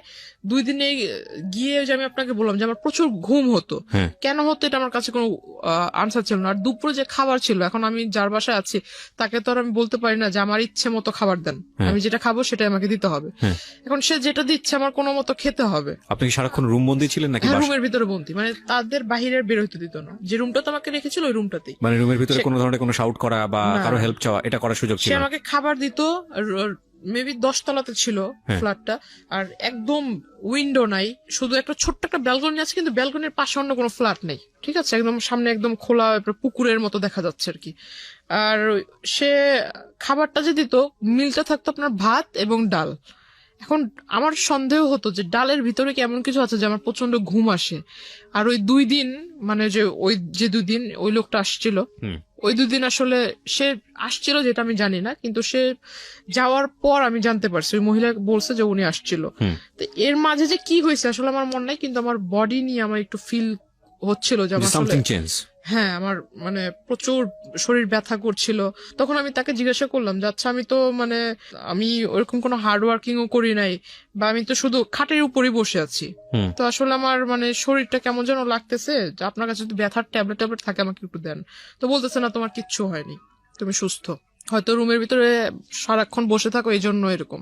হুম। তো আমি বললাম যে রুমে যেহেতু সারাক্ষণ আপনি বলতেছেন আমি বসে থাকি, তাহলে আপনার ওখানে কোনো একটা কাজটা দেন, আমি ছোট ছোট মানে আপনাকে হেল্প করি, আপনার কাজে হেল্প করি। বলতেছে না, তোমার ওই রুমেই বসে থাকো। মানে আপনি তো নর্মালি ছিলেন, আপনার কথা শুনে যেটা মনে হচ্ছে মেন্টালি নর্মাল ছিলেন। হ্যাঁ। লাইক আপনাকে তো এক জায়গায় ব্লক করে ফেলেছে, আপনার তো সামহাও ফ্যামিলি ওখান থেকে স্কিপ করার কথা। ওইখান থেকে আপনার একটা আর্জি থাকা উচিত যে যে কোনো ভাবে হোক আমাকে এখান থেকে বের করো বা এরকম কিছু একটা। না, এটা তাকে, ওই মহিলাকে তো অনেকবার কনভিন্স করেছি, প্লাস ওই মহিলার সাথে দেখা করার জন্য ওনাদেরই দলের কিছু লোক এসেছে, মানে এটা দেখার জন্য যে আসলে ওই লোক আমাকে কেনই বা আনছে এখানে, এনে এখানে রাখছে। মানে তাড়াতাড়ি, মানে যে মহিলাটার বাসায় রাখলো ওই মহিলার সাথে ওই লোকের খুব ভালো রিলেশন, আবার ওই লোকের অগোচরে, ওই ব্যক্তির অগোচরে ওই মহিলা আবার তাদেরই দলের, যে তাদের যে রাজনৈতিক দল, ওই দলের মানুষদের সাথে ওই লোকের ব্যাপারে খারাপ আলোচনা করতেছে। এটা আমি আমার রুম থেকে শুনছি, বাইরে যারা কথা হচ্ছে। তখন আমাকে হঠাৎ ডাকলো সবাই, ডাকার পর আমাকে বলতেছে আচ্ছা, আপনার ভিতরে এমন কি দেখে সে এত পাগল হয়েছে? আসলে কি আপনাদের জমি জমার জন্য কি আপনাকে বিয়ে করা, নাকি আপনাদের সাথে আসলে ভালোবাসার কোনো সম্পর্ক আছে? তখন আমি তাদেরকে ফুল ডিটেলস বলি। তো আমি বললাম যে দেখেন, পারলে আমাকে একটু মানে একটু উপকার করেন, হয় আমার বাড়ির লোকের সাথে কথা বলায় দেন, আর না হয় আমাকে আপনারা একটু নিজ দায়িত্বে বাড়িতে পৌঁছায় দেন। এর বিনিময়ে যদি টাকা পয়সা চান, আমি চেষ্টা করবো আমার বাড়ি থেকে নিয়ে দেওয়ার জন্য। তখন আমাকে ওই যে একটা লোক আর কি বলে, একটা ব্যাড প্রপোজাল দেয় যে এইটা যেহেতু সে তার মতো একটা বুড়া লোক যদি মানে আপনার সাথে এরকম করার চিন্তা ভাবনা করতে পারে, তাহলে আমরা করলে সমস্যা কোথায়? আমরা তো এরকম তারাও চাইলেও আপনাকে পাই এই না। প্রপোজাল গুলো দেয়। তারা আমাকে বলতেছে যে আমাদের লিডারের মতো লোক যদি এইটা করার সিদ্ধান্ত নিতে পারে, তাহলে আমাদের কাছে তো মেয়েরা আসতেই চায় না। আমরা কি ভুল করছি? আমরা কেন এরকম পাই না? তো আমাকে সে ব্যাড প্রপোজাল দেয়। তখন আমি আসলে বুঝতে পারি যে আসলে এও হলো ওই কোয়ালিটিরই মানুষ। মানে এরা। স্কিপ করার কোনো রাস্তা নাই। না, এদেরকে আমি বললে তো আর উল্টা তাদের আবার এই সমস্ত ওদের সাথে যা যা কথা হয়েছে আমার কাছ থেকে তো সমস্ত কিছু শুনছে। শোনার পর আমি যে ওই লোকের কথা বললাম, ওই লোক খারাপ, এটা সেটা যে বললাম, এগুলো আবার যা ওই লোকের কাছে বলে দিছে। প্রিয় শ্রোতা, এখানে একটা বিষয় আপনাদেরকে পরিষ্কার করতে চাই। জান্নাতকে বা জান্নাতের আজকের এই জীবনের জন্য জান্নাতের ভাষ্য অনুযায়ী যে ব্যক্তিটি দায়ী, আমরা তার নাম পরিচয় এখানে উপস্থাপন করছি না, যেহেতু এটা ইনভেস্টিগেটেড শো না। কিন্তু আমরা অনুষ্ঠানের শেষে গিয়ে তাকে ফোনে কানেক্ট করব, তার নাম পরিচয় গোপন রেখেই আমরা তাকে ফোনে কানেক্ট করব এবং তার বক্তব্য আমরা আজকে আপনাদেরকে শোনাবো। আমরা প্রথমে জান্নাতকে বা জান্নাতের যে পরিবার এখানে এসেছে তাদের সবাইকে ফ্লোর দিতে চাই, তাদের কথা শুনতে চাই, এবং সেখান থেকে যে প্রশ্নগুলো উদ্ভাবন হবে সেগুলো নিয়ে আমরা যে ব্যক্তিটি আজকে জান্নাতের জীবনের জন্য এই জায়গাটায় দায়ী, তার সঙ্গে আমরা কথা বলবো একেবারে অনুষ্ঠানের শেষে। সুতরাং সঙ্গে থাকবেন আশা করছি। এখানে একটা বিষয় আপনাদেরকে পরিষ্কার করতে চাই। জান্নাতকে বা জান্নাতের আজকের এই জীবনের জন্য জান্নাতের ভাষ্য অনুযায়ী যে ব্যক্তিটি দায়ী, আমরা তার নাম পরিচয় এখানে উপস্থাপন করছি না, যেহেতু এটা ইনভেস্টিগেটেড শো না। কিন্তু আমরা অনুষ্ঠানের শেষে গিয়ে তাকে ফোনে কানেক্ট করব, তার নাম পরিচয় গোপন রেখেই আমরা তাকে ফোনে কানেক্ট করব এবং তার বক্তব্য আমরা আজকে আপনাদেরকে শোনাবো। আমরা প্রথমে জান্নাতকে বা জান্নাতের যে পরিবার এখানে এসেছে তাদের সবাইকে ফ্লোর দিতে চাই, তাদের কথা শুনতে চাই, এবং সেখান থেকে যে প্রশ্নগুলো উদ্ভাবন হবে সেগুলো নিয়ে আমরা যে ব্যক্তিটি আজকে জান্নাতের জীবনের জন্য এই জায়গাটায় দায়ী, তার সঙ্গে আমরা কথা বলবো একেবারে অনুষ্ঠানের শেষে, সুতরাং সঙ্গেই থাকবেন আশা করছি। আমি কথা না বাড়িয়ে গেস্টের কাছে আবারও ফিরতে চাই আমরা যেখানটায় ছিলাম। তারপর ওই লোক 5 দিনের যেদিন ধরা খায় ওই দিন দিনের বেলা সে আসে, আইসা মানে আমাকে জিজ্ঞাসা করে যে তুই এগুলো বলছিস আমার নেতা কর্মীর কাছে। আমি বললাম না তো, আমি এত কিছু তো বলিনি। তো বলতেছে না, যে এগুলো বলছিস তারা আমাকে মিথ্যা বলেন। আপনি স্কিপ করেন কিভাবে ওখান থেকে? স্কিপ করার কোনো সুযোগ ছিল না। কি হলো, মানে বেরোলেন কিভাবে? তাকে অ্যারেস্ট করে সে আমাকে আপনি জানলেন? আপনি কিভাবে বেরোলেন? আপনি তো আগে জানেননি অ্যারেস্ট হয়েছে। হ্যাঁ, ওইখানে হয়েছিল কি, আমি ওই তাদের মধ্যে একজনকে রিকোয়েস্ট করেছিলাম যে আপনারা কি মানে তার ওয়াইফ বাচ্চা কারো ডিটেলস জানেন কি, বা তার ওয়াইফের নাম্বার টাম্বার আছে কিনা। তো একজন বলতেছে যে হ্যাঁ তার ওয়াইফের সাথে তো আমাদের খুব ভালো রিলেশন। তাই আমি বললাম আপনি একটু পারলে ওনার ওয়াইফের সাথে আমার কথা বলায় দেন, আর না হলে ওনার ওয়াইফকে এখানে আসতে বলেন। ওনাকে বলি, তো ওই লোকটা করছে কি যে ওই লোকটা আবার আমাকে ওই দিনই বললো যে তুমি আমার বোনের মতো, এরকম করে বললো। তো আমি আবার একটু বিলিভ করে ফেললাম, যেহেতু বোন বলছে হয়তো ভালোই হবে। তো উনি করছে কি ওনার ওয়াইফকে আনছে, আনার পর ওনার ওয়াইফ আমাকে বলতেছে যে চল তুই আমার সাথে চল, মানে খুব রাগান্বিত হয়ে বলতেছে। তার ওয়াইফ ওইখানে আসার পর তার ওয়াইফ আমাকে এই কথা বলে যে আমার সাথে চল, তুই আমার সাথে গেলে আমার বাসায় যাবি, যাই ওখানে থাকবি, তারপর আমি সবকিছু শুনে টুনে তরে তো ওদের বাসায় দিয়ে আসবো। তো যার বাসায় ছিলাম সে মহিলা আমাকে বলতেছে যে না তুমি ওনার সাথে যেও না, ওনার সাথে গেলে উল্টা আরো তোমাকে মারবে ধরবে। তো আমি বললাম তাহলে আমি কি করব? তো বলতেছে যে এখান থেকে তুমি বরঞ্চ যে আমাদের আরেক ভাই আছে ওনার সাথে তুমি কোনো মতো রোডটা পার হোক। ওই লোকটা আমাকে নিয়ে সিএনজি করে আমাকে নিয়ে চলে গেল আপনার ওইখানে আমাকে নিয়ে গেল। নিয়ে যাওয়ার পর আমাকে বলতেছে যে এখান থেকে বাসে করে আমাকে আমার বাড়িতে পাঠায় দিবে। এখন বাসে করে যে আসবো, আমার কাছে তো টাকা নেই, বাসে করে না হয় সে পাঠায় দিল, আর সে আমাকে বাসের ভাড়াও দিবে না, বাসে করে পাঠাবে বাসের ভাড়া দিবে না। তখন ওই লোক ফোন দেয়, ফোন দিয়ে তাকে জিজ্ঞাসা করে যে আমাকে নিয়ে কোথায়, মানে তার সাথে আবার তার ওয়াইফের অন দ্য স্পটেই তার ওয়াইফ আমাকে আবার ঢোকার সাথে সাথেই 2-3টা চর দিছে। এইটা আবার ওই লোক জানতে পারছে, যার বাড়িতে রাখছিল তার কাছ থেকে জানতে পারছে। তো সে করছে কি এইটা শোনার সাথে সাথে ওই বাসায় গেছে, তার ওয়াইফকে আবার সে মারছে সবার সামনে। তো ওইটা তো আসলে আমার তো কোনো দোষ না, তার ওয়াইফকে সে মারছে, এটা সে জানতে পারছে এই জন্য। তো সে ফোন দিয়ে জিজ্ঞাসা করে যে লোকের সাথে আমাকে পাঠায় দিল, তার সাথে আমাকে পাঠায় দিল, তার কাছ থেকে তাকে ফোন দিছে। ফোন দেওয়ার পর সে জানতে পারলো যে আমাকে নিয়ে অমুক জায়গাতে আছে। তো উনি বলতেছে যে তুমি ওইখানে থাকো, আমি আসতেছি। উনি আসলো, আসার পর আমাকে ওনার সাথে করে বললো যে তোমার বাড়িতে নিয়ে যাও, তোমার বাড়িতে নিয়ে যাও, আমি আইসা তোমার যা যা ওর থাকার খরচ যা যা লাগে আমি এগুলো দিব। কে বলেছে এটা? মানে ওই লোক। উনি আমার ওনার সাথে ওনার বাড়িতে পাঠালো। তো ওনার বাড়িতে পাঠালো? হ্যাঁ, ওনার ওয়াইফের বাসায় ছোট্ট একটা ঘরের ভিতরে মানে তারা থাকে। এখন তাদের হাজবেন্ড ওয়াইফের মাঝখানে আমি কিভাবে থাকবো? ছোট্ট একটা ঘর, এই ঘরের ভিতরে তাকে আমি বলতেছি ভাই দেখেন আপনি আমাকে দয়া করে আমার বাসায় পৌঁছায় দেওয়ার ব্যবস্থা করেন, আমাকে বাসায় পৌঁছায় দেন। আর আপনি তো এই সমস্ত ঘটনা নিজেও দেখতেছেন, আপনি যেহেতু বোন বলে ডাকছেন আমাকে বাড়িতে দেন, আমি খুব উপকৃত হব। মানে যে লোকটার মাধ্যমে পাঠাচ্ছে ওই লোকটার সাথে আপনার কথোপকথন? হ্যাঁ, এই কথা বললাম। বলার পর সে আমাকে বলতেছে যে না এখন আমি যদি আপনারে দেই তাহলে তো আমার নামে আবার কেস করে দিবে, উনি লিডার যে মানে রাগী লোক, আমি আপনাকে দিব এই কথা জানতে পারলে আমার নামে কেস করে দিবে। তারপর ওইখান থেকে আমাকে সে তার সাথে তাদের বগুড়াতে নিয়ে যায়, তার ওয়াইফের মানে তার শ্বশুর বাড়িতে। মানে উনি আমাকে বলতেছে যে বোন দেখো তোমাকে যদি এখন আমি তোমার বাড়িতে দিয়ে আসতে যাই তাহলে আমার নামে তো সে কেস করে দিবে, তো আমি আসলে কোনো যাও খেটে খাচ্ছি তাও খেটে খেতে পারবো না। মানে আপনাকে সেভ করতে সে তার বাড়িতে নিয়ে যায়? হ্যাঁ, তার শ্বশুর বাড়িতে নিয়ে যায়, তার ওয়াইফের সাথে, মানে সে সহ তার ওয়াইফ, তাদের দুজনের সাথে আমাকে তাদের শ্বশুর বাড়িতে নিয়ে যায় বগুড়া। আপনি কি ইন দ্য মিন টাইম আপনার ফ্যামিলির সঙ্গে যোগাযোগ করতে পেরেছিলেন? কল করেছিলাম কিন্তু সেটা বলে দিছে ওনার ওয়াইফ বলে দিছে। আপনার ফ্যামিলির সঙ্গে কথা হয়েছে? আপনার মার সঙ্গে কথা হয়নি, কল করেছিলাম, কল রিসিভ করেনি। ওকে, আননোন নাম্বার দেখে কল রিসিভ করেনি। তো এটা আবার অলরেডি আপনাকে যে চিন্তাই করেছে বা যে অপহরণ করেছে সে ইনফর্ম হয়ে গেছে। ওকে, তারপর জেনে গেছে। তারপর বগুড়া থেকে সে হয়তো কোনো কিছু একটা ভেবেছে ওইখানে সেফ না, বা আমাকে রাখলে সে ধরা খায় যাবে। আর এই মাঝখানে সে জানতে পেরে গেছে তাকে অনেক সাংবাদিক বা পুলিশের লোক সোর্স তাকে ফোন করেছে, এটা সে জানতে পেরেছে। আর সে হয়তো কিছুটা ধারণা করতে পেরেছে যে পুলিশ তাকে খুঁজছে, এরকম কিছু। মানে সামহাও আপনার ফ্যামিলি থেকে স্টেপ নিয়েছে ইতিমধ্যে? ওকে, আমাকে বগুড়া থেকে ওই রাতের মানে যেদিন গেলাম বগুড়াতে আমাকে নিয়ে গেল সেদিনই ভোরবেলা, মানে সন্ধ্যায় বেলা এখান থেকে গেল, ওইখানে যে পৌঁছেছি রাতের মেবি 2টার দিকে বা 2:30টার দিকে। ভোরবেলা সে আমাকে ওইখানে চলে গেছে আনার জন্য। সে আনবে, এটা কিন্তু 5 দিনের ঘটনা। সে আমাকে আনবে, আনার পথে মানে ওই সে ধরা খায় আর কি পুলিশের কাছে। হ্যাঁ, পুলিশ তাকে অ্যারেস্ট করে। তাকে অ্যারেস্ট করে আমাকে থানায় বসায়। থানায় বসানোর পর আমাকে মানে যে মামলা নিবে এটা জিজ্ঞাসাবাদ করতেছে, তখন তার ওয়াইফ আসে। তার ওয়াইফ আইসা মানে আমাকে ওই ফোনের ভিতরে দেখায় যে আমি ওই যে আপনাকে বললাম যে গোসল করবার ঢোকার আগে যে 15 মিনিট আর সন্ধ্যাবেলা ঘুমানোর যে 15 মিনিট যে একটা ব্রেক দিত, ব্রেকের ভিতরে মহিলা ঘরের ভিতরে যাই করতো, ওটা তখন আমার সন্দেহটা বাস্তবায়ন হয় যে হয় কোনো স্পাই ক্যামেরা নয়তো কোনো ফোন সেখানে সেট করা থাকতো। আর সেই গোসল করার ভিডিও প্লাস আমি যে ঘুমাতাম, তো ঘুমের সময় মানুষ কোন টাইপের হয়ে যায় এটা তো কোনভাবে ঘুমায় এটা তো বলা মুশকিল।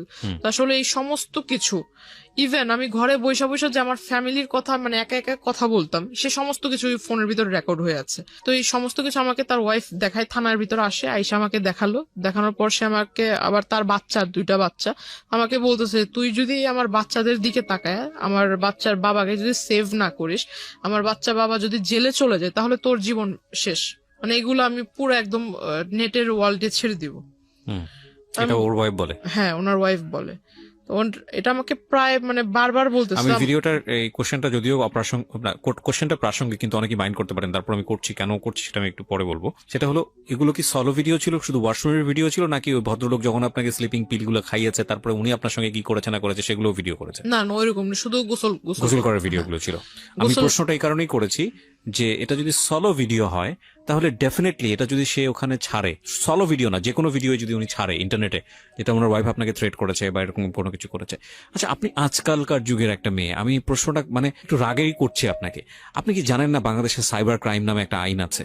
এটা নিয়ে আমাকে আসলে পরে এটা নিয়ে অনেকেই আমাকে অনেক কথা শুনেছে, এবং এটা কত শক্তিশালী আইন এটা আপনি জানেন? কিন্তু আমার জন্য আসলে যে আমি আপনাকে বললাম না যে আমি কারোর সাথে মিশি নাই, কাউকে ফ্রেন্ড করি নাই, কারোর সাথে নিজের কথাগুলো শেয়ার করতাম, এটা আমার একটা বড় খারাপ পয়েন্ট ছিল। পৃথিবীতে কারো মানে বাংলাদেশে কারো বাবারও সাধ্য নাই, যদি কথাটা এভাবে বলাটা উচিত না, যে কোনো মেয়ের বা কারো কোনো পার্সোনাল ইস্যু ভিডিও করে সেটা ইন্টারনেটে ছেড়েছে এবং তারপরে যে ভিকটিম হয়েছে সে যদি খালি মামলা করে এবং সে যদি কোনো আইনি স্টেপ নাই, এটা কারো মানে বললাম তো, এটা মানে কারোর সাধ্য নাই যে সেটাকে তার হাত থেকে বাঁচায়। কারণ অনেকেই মনে করে যে আমি অন্য কারো আইডি থেকে ছাড়বো, অন্য কারো থেকে ছাড়বো, এটার কিছু এটাকে বলে মানে আইপি ট্র্যাক করে এটা ইজিলি বের করা সম্ভব, যেটা কে করেছে এটা বের করা কোনো ব্যাপারই না এবং এটা খুব ইজিলি বের করা সম্ভব।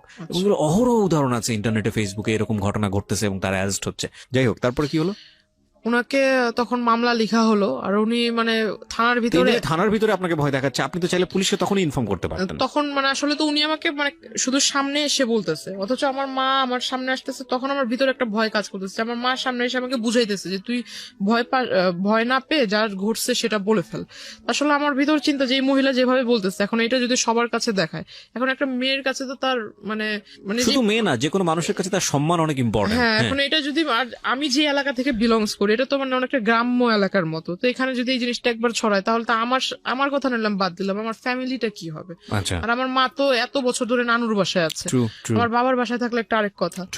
ইনস্ট্যান্টলি আপনার জবানবন্দি নিয়েছে? ওই সময় আপনার জবানবন্দি নিয়েছে না পরে নিয়েছে? মানে যে কোর্টে যে নেয়, কোর্টে তো অনেক পরের বিষয়। থানাতে কি হয়েছে আপনি সেটা বলেন? থানাতে মামলা হয়। হ্যাঁ, কি মামলা হয়? থানাতে মামলা হয় যে আমার যে কি বলে মাইনর, হ্যাঁ, ওই যে নারী ও শিশু, মানে তখন তো আমার বয়সটা হয়নি। হ্যাঁ, নারী ও শিশু নির্যাতন আইনে মামলা হয়, অপহরণ মামলা, এটার মামলা হয়। মামলা হওয়ার পর তাকে থানাতে সারা রাত্র রাখা হয়, পরের দিন তাকেও কোর্টে মেবি পাঠানো হয় আর আমাকেও পাঠানো হয় আপনার যে হসপিটালে, বগুড়া কোর্টে। না না না, আপনাকে অ্যারেস্ট করেছে? অ্যারেস্ট করেছে ঢাকাতে অ্যারেস্ট করেছে। ওকে, তো আপনি ছিলেন তো বগুড়াতে? বগুড়া থেকে সে যখন ঢাকায় নিয়ে আসছে ওই দিনই, নামার পরে ঢাকাতে ল্যান্ড করার পরে। ওকে, ল্যান্ড তো না, ঢাকাতে আসলে আসার পরে। হ্যাঁ, তো আমাকে মানে কোর্টে নিয়ে যায়, কোর্টে যে ডক্টরের যে চেকআপ গুলো থাকে ওখানে থাকে, তো ডক্টর আমাকে, মহিলা ডক্টর বলতেছে যেটা ঘটেছে সেটা বলবেন। এখন মহিলারা তো আমি আর বলতে পারি না যে আমার এই মানে আমি তো নিজেই কনফিউজ যে আমাকে আদৌ কোনো ট্যাবলেট খাওয়াইছে কিনা, আদৌ আমাকে কোনো মানে কিছু খাওয়াইছে কিনা। এখন আমি বলতেছি যে না, আসলে ওরকম কিছু না। আমার ভয়টা ছিল যে ওনার ওয়াইফ যদি কিছু একটা করে ফেলে, আমাকে যেভাবে বলতেছিল, আর ওনার ওয়াইফের ব্যবহারটা খেয়াল করবেন প্রিয় দর্শক এবং শ্রোতা। একটা যেটা হচ্ছে মামলা কিন্তু হয়েছে অপহরণ, নারী নির্যাতন মামলা, ওখানে কিন্তু ওই মামলা কিন্তু তিনি অ্যারেস্ট, কিন্তু মামলা যেইটার উপরে বেসিস করে মামলার গতিবিধি যাবে সেটা হলো এই মেডিকেল রিপোর্টটা। এটা খুব ইম্পর্টেন্ট। এবং হ্যাঁ, মেডিকেল রিপোর্টটাতে যেটা আসতেছে সেটা খুবই ইম্পর্টেন্ট। পাশাপাশি পারিপার্শ্বিকভাবে অনেক বিষয় লজিক্যাল ব্যাপার আছে যে না ঠিক আছে, তাহলে ওনাকে তুলে নিয়ে গেল কেন বা এরকম কেন করলো, সেগুলোও আছে, কিন্তু মেডিকেল রিপোর্টটা খুব খুব খুবই ইম্পর্টেন্ট। সেখানে কি হয়েছে দেখেন, বলেন। তারপর আমি আসলে ওনার ওয়াইফের কথা চিন্তা করে আমি ভাবলাম যে যেহেতু আমি সামনে ম্যাজিস্ট্রেট আমাদের পরিচিত, পরিচিত ম্যাজিস্ট্রেট, কিন্তু ম্যাজিস্ট্রেট আমার কথা শুনে সে খুব রাগান্বিত হয়ে যায়। আমি যখন বলি সেও খুব রেগে যায় যে যেটা ঘটতেছে তুমি সেটা বলতেছো না কেন, তুমি অন্যভাবে কথা বলছো কেন। তো আমি এটা করলাম, করার পর মানে এখান থেকে তো তাহলে আমাকে তখন ওই একটা পুলিশ মানে যে মহিলাটা আমাকে মহিলা কনস্টেবল যে নিয়ে গেছিল সে আমাকে বলতেছে তুমি যে এই কাজটা করলে এখন এই লোকটা তো বেঁচে গেল, তোমার এই জবানবন্দির উপরে বেঁচে গেল।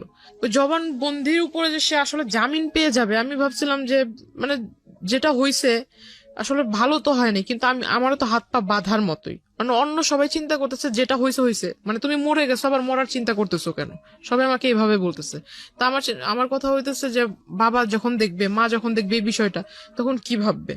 ডিসিশন পাওয়ার পর আমরা নিজেদের যতটুকু যথাসাধ্য চেষ্টা করে যে আসামিকে অ্যারেস্ট করছি, তা আসামিকে অ্যারেস্ট করে লাভটা কি হলো। ডেফিনেটলি মানে ক্ষিপ্ত হওয়া উচিত, হ্যাঁ। আমরা নিজেরাই ক্ষিপ্ত হয়ে যাচ্ছি আপনার কথা শোনার পরে। খুব রেগে যায় তখন, আসলে আমি চুপচাপ ছিলাম, তখন আমাকে সে রাগ করে আমাকে বলতেছে যে ওরে বাড়িতে দিয়েও লাভ নাই, এর থেকে বোঝা যাইতেছে যে আসামির সাথে ওর ভালো কম্বিনেশন আছে। ইউ ডোন্ট ডিজার্ভ ইট, প্রথম কথা হচ্ছে এটা, কারণ আপনি এত বড় রকমের ভুল করেছেন, আনথিঙ্কেবল। ওকে, তারপর তখন আর আমাকে মানে কেউ পাত্তা দিচ্ছিল না, কেউ দাম দিয়ে কথা বলছিল না, কেউ আমাকে মানে কোন একটা ভালো কিছুর জন্য বলছিল না, সবাই যেন এরা এরা চলতো। 4 মাস না 5 মাস পর সে জেল থেকে বের হয়, বের হওয়ার সাথে সাথে আমার মামির সাথে কন্ট্যাক্ট করে। আমার মামির সাথে একটা ভালো রিলেশন তৈরি করে ফেলে, মামির কাছে এই পিকচার গুলা পাঠায়, মামি আমাকে এই পিকচার গুলো দেখায়। মামিকে পিকচার কি নেটের মাধ্যমে পাঠিয়েছে নাকি মেইল করে? মেসেঞ্জারে উনি পাঠিয়েছে। সেটা তো নেটে ছাড়া হলো না, হ্যাঁ। ব্যক্তিগতভাবে আদান প্রদান হয়েছে, কিন্তু নেটে ছেড়েছে, আপনি নিশ্চিত হয়েছেন কিভাবে? এটা তো মামির ফোন থেকে, মানে ওনার যে আপনার আইডি খুলে যে ওইটাতে ছাড়ছে সেটার লিংক মামিকে দিয়েছে, আইডির লিংকটা মামি আইডিতে ঢুকছে, ঢুকে পিকচার উনি দেখছে, দেখার পর আমাকে দেখাইছে। তখন আমি সুইসাইড করার আর কি মানে প্ল্যানটা করি। তখন থেকে মানে সে করে কি ওই যে ওই পেপারস গুলা দিয়ে অভিযোগ করে 13টা জায়গাতে অভিযোগ, আপনার সাইন নিয়েছিল। অভিযোগ করার পর আস্তে আস্তে মানে যে আপনার বাড়িতে র্যাব, তারপর পুলিশ, ডিবির লোক দিনে 3-4 বার করে এসে আমি আমার বাড়ির লোকের হয়ে অভিযোগ করেছি যে আমার বাড়ির লোকগুলা মাদক ব্যবসার সাথে জড়িত, প্লাস আমার সাথেও বাজে কাজ করায়, আমাকে ফোর্স করে।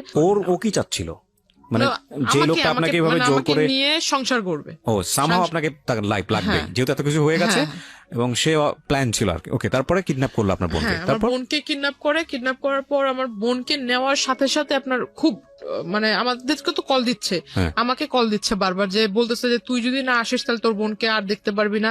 বোনটা তখন 2 বছর, মানে 2 বছর বেবি কত ছোট, তো ওকে আসলে খুব মারতেছিল, সেটা আমিও শুনতেছিলাম। ফোন লাউডে ছিল, প্লাস এটা আসলে ওই ট্র্যাক করা হচ্ছিল, প্রশাসনের লোক ট্র্যাক করতেছিল যে যা যা কথা হচ্ছিল।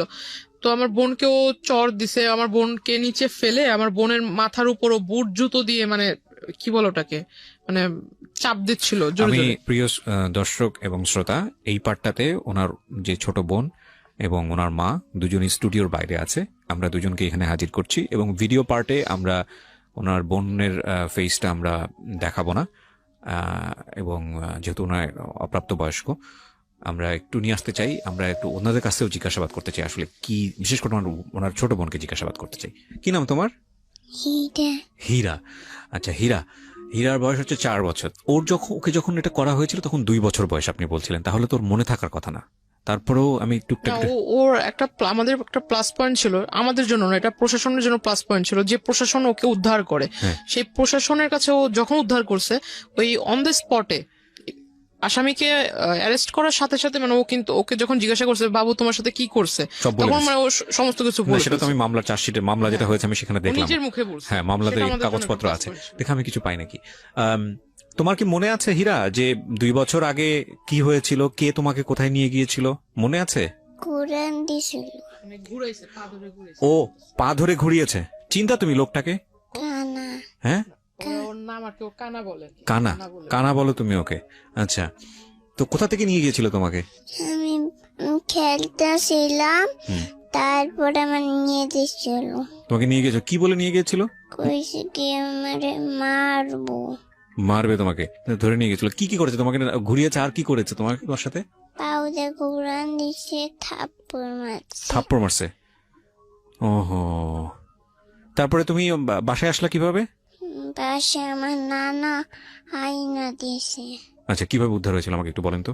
আপনি আচ্ছা, বলেন। ওই যে ওকে মানে আমাকে ওই লোক বলছিল যে তোর মানে তোর বোনকে যে আমি যে নিয়ে আসছি, যেভাবে নিয়ে আসছি, যে মাধ্যমে নিয়ে আসছি, এখন ওর মুক্তিপণ হিসেবে যেটা চাই সেটা হলো তুই।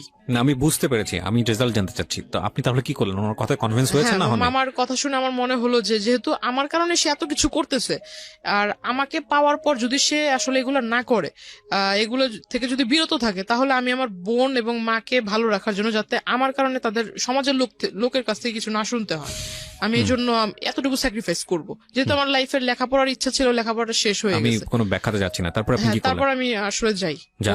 ওনারা সবাই মিলে বসে একটা স্ট্যাম্পের মাধ্যমে, স্ট্যাম্পে লিখিত হয় যে ও আমাকে এই দিবে সেই দিবে, মানে জমি টমি দিবে, হাবিজাবি লিখে আমাকে ওর হাতে দেয়। এখানে একটা কথা বলে রাখি যারা শ্রোতা এবং দর্শক আছেন, এখানে আমরা খুব সচেতন ভাবে উনি যার সম্পর্কে কথাগুলো বলেছে তার পরিচিতি আমরা রিভিল করিনি, because this is not investigative show. এবং শুধু এটাই না, উনি যাকে মামা বলছেন বা যাদের আশেপাশে যে লোকজনের কথা আছে, they are highly background in our society, very very high background. এখানে আপনি বললে অবাক হয়ে যাবেন যেখানে কারা কারা ওনার সঙ্গে জড়িত। হ্যাঁ, মানে এমন কেউ নাই প্রশাসনের টপ লেভেল থেকে শুরু করে, মানে রাজনীতিবিদ থেকে শুরু করে ওনার আত্মীয় স্বজন, বাট আমরা কারোর পরিচয় রিভিল করিনি। বাট আমি কথাটা এই কারণেই বলছি যে এইরকম একটা ব্যাকগ্রাউন্ডে থাকার পরও একটা মেয়ে এই পরিমাণ ভিকটিম হতে পারে আমাদের সোসাইটিতে, that is quite unthinkable to me. মানে আমি ভাবতে পারতেছি না এই কারণে যে মানে এতটা কিভাবে সম্ভব, বলেন। তারপর আমি ওখানে যাই, যাওয়ার পর দেখলাম, আমি যেদিন থেকে গেলাম, যাওয়ার পর দেখলাম যে একদম সে আর আগের মতো নাই, সে একদম ভালো না। আমি যতদিন ছিলাম ততদিন আর কোনো সমস্যা নেই। কতদিন ছিলেন? আমি ওখানে 15 দিন ছিলাম। তারপরে ব্যাক করলেন কেন? ব্যাক করার কারণ হলো, সে 15 দিনের ভিতরে তার সাথে আমার এমনি কোনো গ্যাঞ্জাম হয়নি, শুধু গ্যাঞ্জাম হতো এটাই, সে বারবার আমাকে বলতো যে তোর বাড়িতে কল দে, আমি তোর বাড়ির লোকের সাথে কথা বলবো, তোর বাড়ির লোককে আমাকে মেনে নিবে, আমাকে মেনে নিতে হবে। 65 বছরের একজন বৃদ্ধ মানে লোক, সে বারবার আমাকে এটাই বলতো। এবং আপনি হচ্ছেন তখন 17-18 বছর বয়স। হ্যাঁ, আর আমাকে বারবার এক কথা বলতো যে তোরে যদি আমি না পাই, আমি যেভাবে চাই সেভাবে মোস্ট যদি কমন না পাই, মোস্ট কমন ওয়ার্ড, যারা ক্রেজি হয় ছেলেরা তাদের এটা খুব না, কম। না, যে তোরে acid যদি আমি না মারবে, পাই এটা- অ্যাসিড মারবো, বা তো হ্যাঁ। অন্য কারো হতে দিব না, কমন ওয়ার্ড। না, আপনি ছেলেরা সেখানে কমন ওয়ার্ড কিভাবে বলবেন? সাথে অ্যাসিড নিয়ে আসছে হাতে করে, ওকে, সাথে করে অ্যাসিড নিয়ে আসছে। আচ্ছা। মামা আমাকে বাসায় যেতে বললো, বাসায় চলে যাই। বাসায় যাওয়ার পর আমি আসলে গেছি, তার পরের দিনই আমার নামে মামলা করে যে আমি তার বাসা থেকে আসার সময় জিনিসপত্র চুরি করে নিয়ে হ্যাঁ, আসছেন। হ্যাঁ, তার জমি জমার টাকা পয়সা, তার পাসপোর্ট, তার নাকি ট্রান্সপোর্টের লাইসেন্স। বাংলাদেশে এই মামলা অসংখ্য মেন নামে করে যখন এই যে বাসা থেকে চলে আসে। এই একটা মামলাই আছে, এটাই করা হয় এই শুধুমাত্র কিছুদিন হ্যারাসমেন্ট রাখার জন্য। ডেফিনেটলি সেটা আপনার ভাগ্যে হয়েছে আমার যেটা মনে হয়। হ্যাঁ। তারপর আপনি অ্যারেস্ট হয়েছেন। হ্যাঁ, আমি যখন মানা করি যে আমি ওই লোকের সাথে যাব না, তখন তারা আমাকে কোর্টে পাঠিয়ে দেয়, এবং আমার নানা ওর সাথে ছিল, নানাকেও তারা কোর্টে পাঠিয়ে দেয়। আমার নানা চলে যায় কেরানীগঞ্জের জেলে, আর আমি চলে যাই ওই যে। আপনার নানাও জেলে চলে যায়? হ্যাঁ, নানা ছিল 2 দিন, কারণ নানাকে আর আমাকেই নিছে, আর কাউকে নেয়নি। মানে বাসা আসামি থেকে। করেছে আপনাদের হ্যাঁ। দুজনকেই। তো যাই হোক, আপনি কতদিন ছিলেন জেলে? আমি 3 দিন ছিলাম, আর আপনার নানা নানা 2 দিন? ছিল 2 দিন। তারপর আপনাদেরকে জামিনে বের করে কে? হ্যাঁ, না, আমার নানি বের করে। আপনার মার সাথে একটু কথা বলবো আমি। হ্যাঁ, আপনার মাকে আপনি দিবেন, উনি ইশারায় কথা বলুক, আপনি আমার হয়ে কোশ্চেনগুলো ওনাকে আচ্ছা। করেন, তাহলে উনি যদি অ্যান্সারটা বলবে ওটাও আপনি দুবাস হিসেবে কাজ করেন, ওটা আপনার কাছে রাখেন। আমি একটু আপনার সঙ্গে কথা বলতে যাচ্ছি, সেটা হলো যে আপনার মেয়ে যে এত কিছু করেছে, মানে এত ঘটনা ঘটেছে, এখন মেয়েকে নিয়ে কি চিন্তা করছেন? কিছু বলতে চান আপনি? একটু বোঝান তো।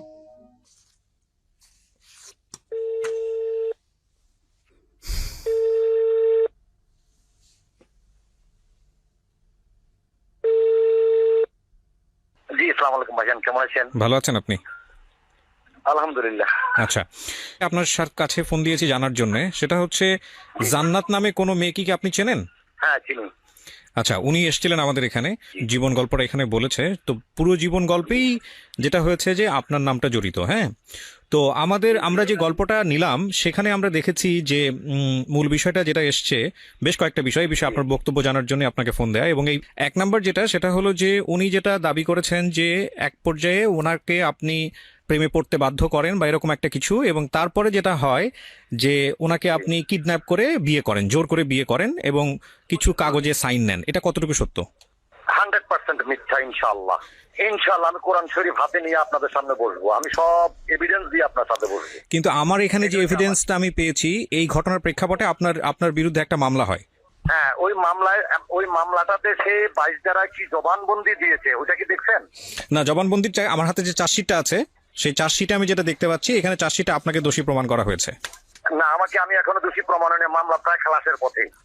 যে সে তাকে যে অপহরণ করা হয়েছে, সে যে বলছে এবং সে যে 22 দ্বারায় জবানবন্দি মাননীয় বিজ্ঞ আদালতে সম্মানিত ম্যাজিস্ট্রেট সাহেবের কাছে দিয়েছেন, ওই 22 দ্বারার কাগজটা তাকে দিতে বলেন। ওইখানে সেইটা প্রমাণ করে গেছে যে আমি তাকে কিডন্যাপ করি নাই। তারা তো শুধু তাদের কথাগুলোই বলছে, কিন্তু তারা মিথ্যা কথাগুলো বলছে। তো যেই জিনিসগুলো আমার হাতে এসছে প্রমাণের জায়গা থেকে, একটা হচ্ছে কিছু তদন্ত রিপোর্ট। প্রথম যে মামলাটা হয়েছিল আপনার, উনি যে মামলাটা করেছিলেন, সেই মামলায় আমি যেটা দেখতে পাচ্ছি যে চার্জশিটটা দেওয়া হয়েছে, সেই চার্জশিটে স্পষ্টভাবেই বলা হয়েছে যে আপনি ওনাকে কিডন্যাপ করেছেন। এবং এর পরবর্তী বক্তব্য আপনার যেটা, আপনি যেটা বলছেন যে 22 ধারা বা মামলা ডিসমিসের পথে আছে, এটা হচ্ছে আপনার বক্তব্য, তাই তো? হ্যাঁ, 22 ধারা সে বিজ্ঞ আদালতে যে জবানবন্দি দিয়েছে, ওই ধারাতে বলছে আমি তাকে অপহরণ করি না, সে স্বইচ্ছায় আমার সাথে গিয়েছে। আচ্ছা, এটা হচ্ছে এই প্রেক্ষাপটে আপনার বক্তব্য, কিন্তু আপনি কোর্টকে রেফার করছেন। 1 2 নম্বর যেটা, সেটা হচ্ছে আপনার বিরুদ্ধে আরো একটি মামলা হয়।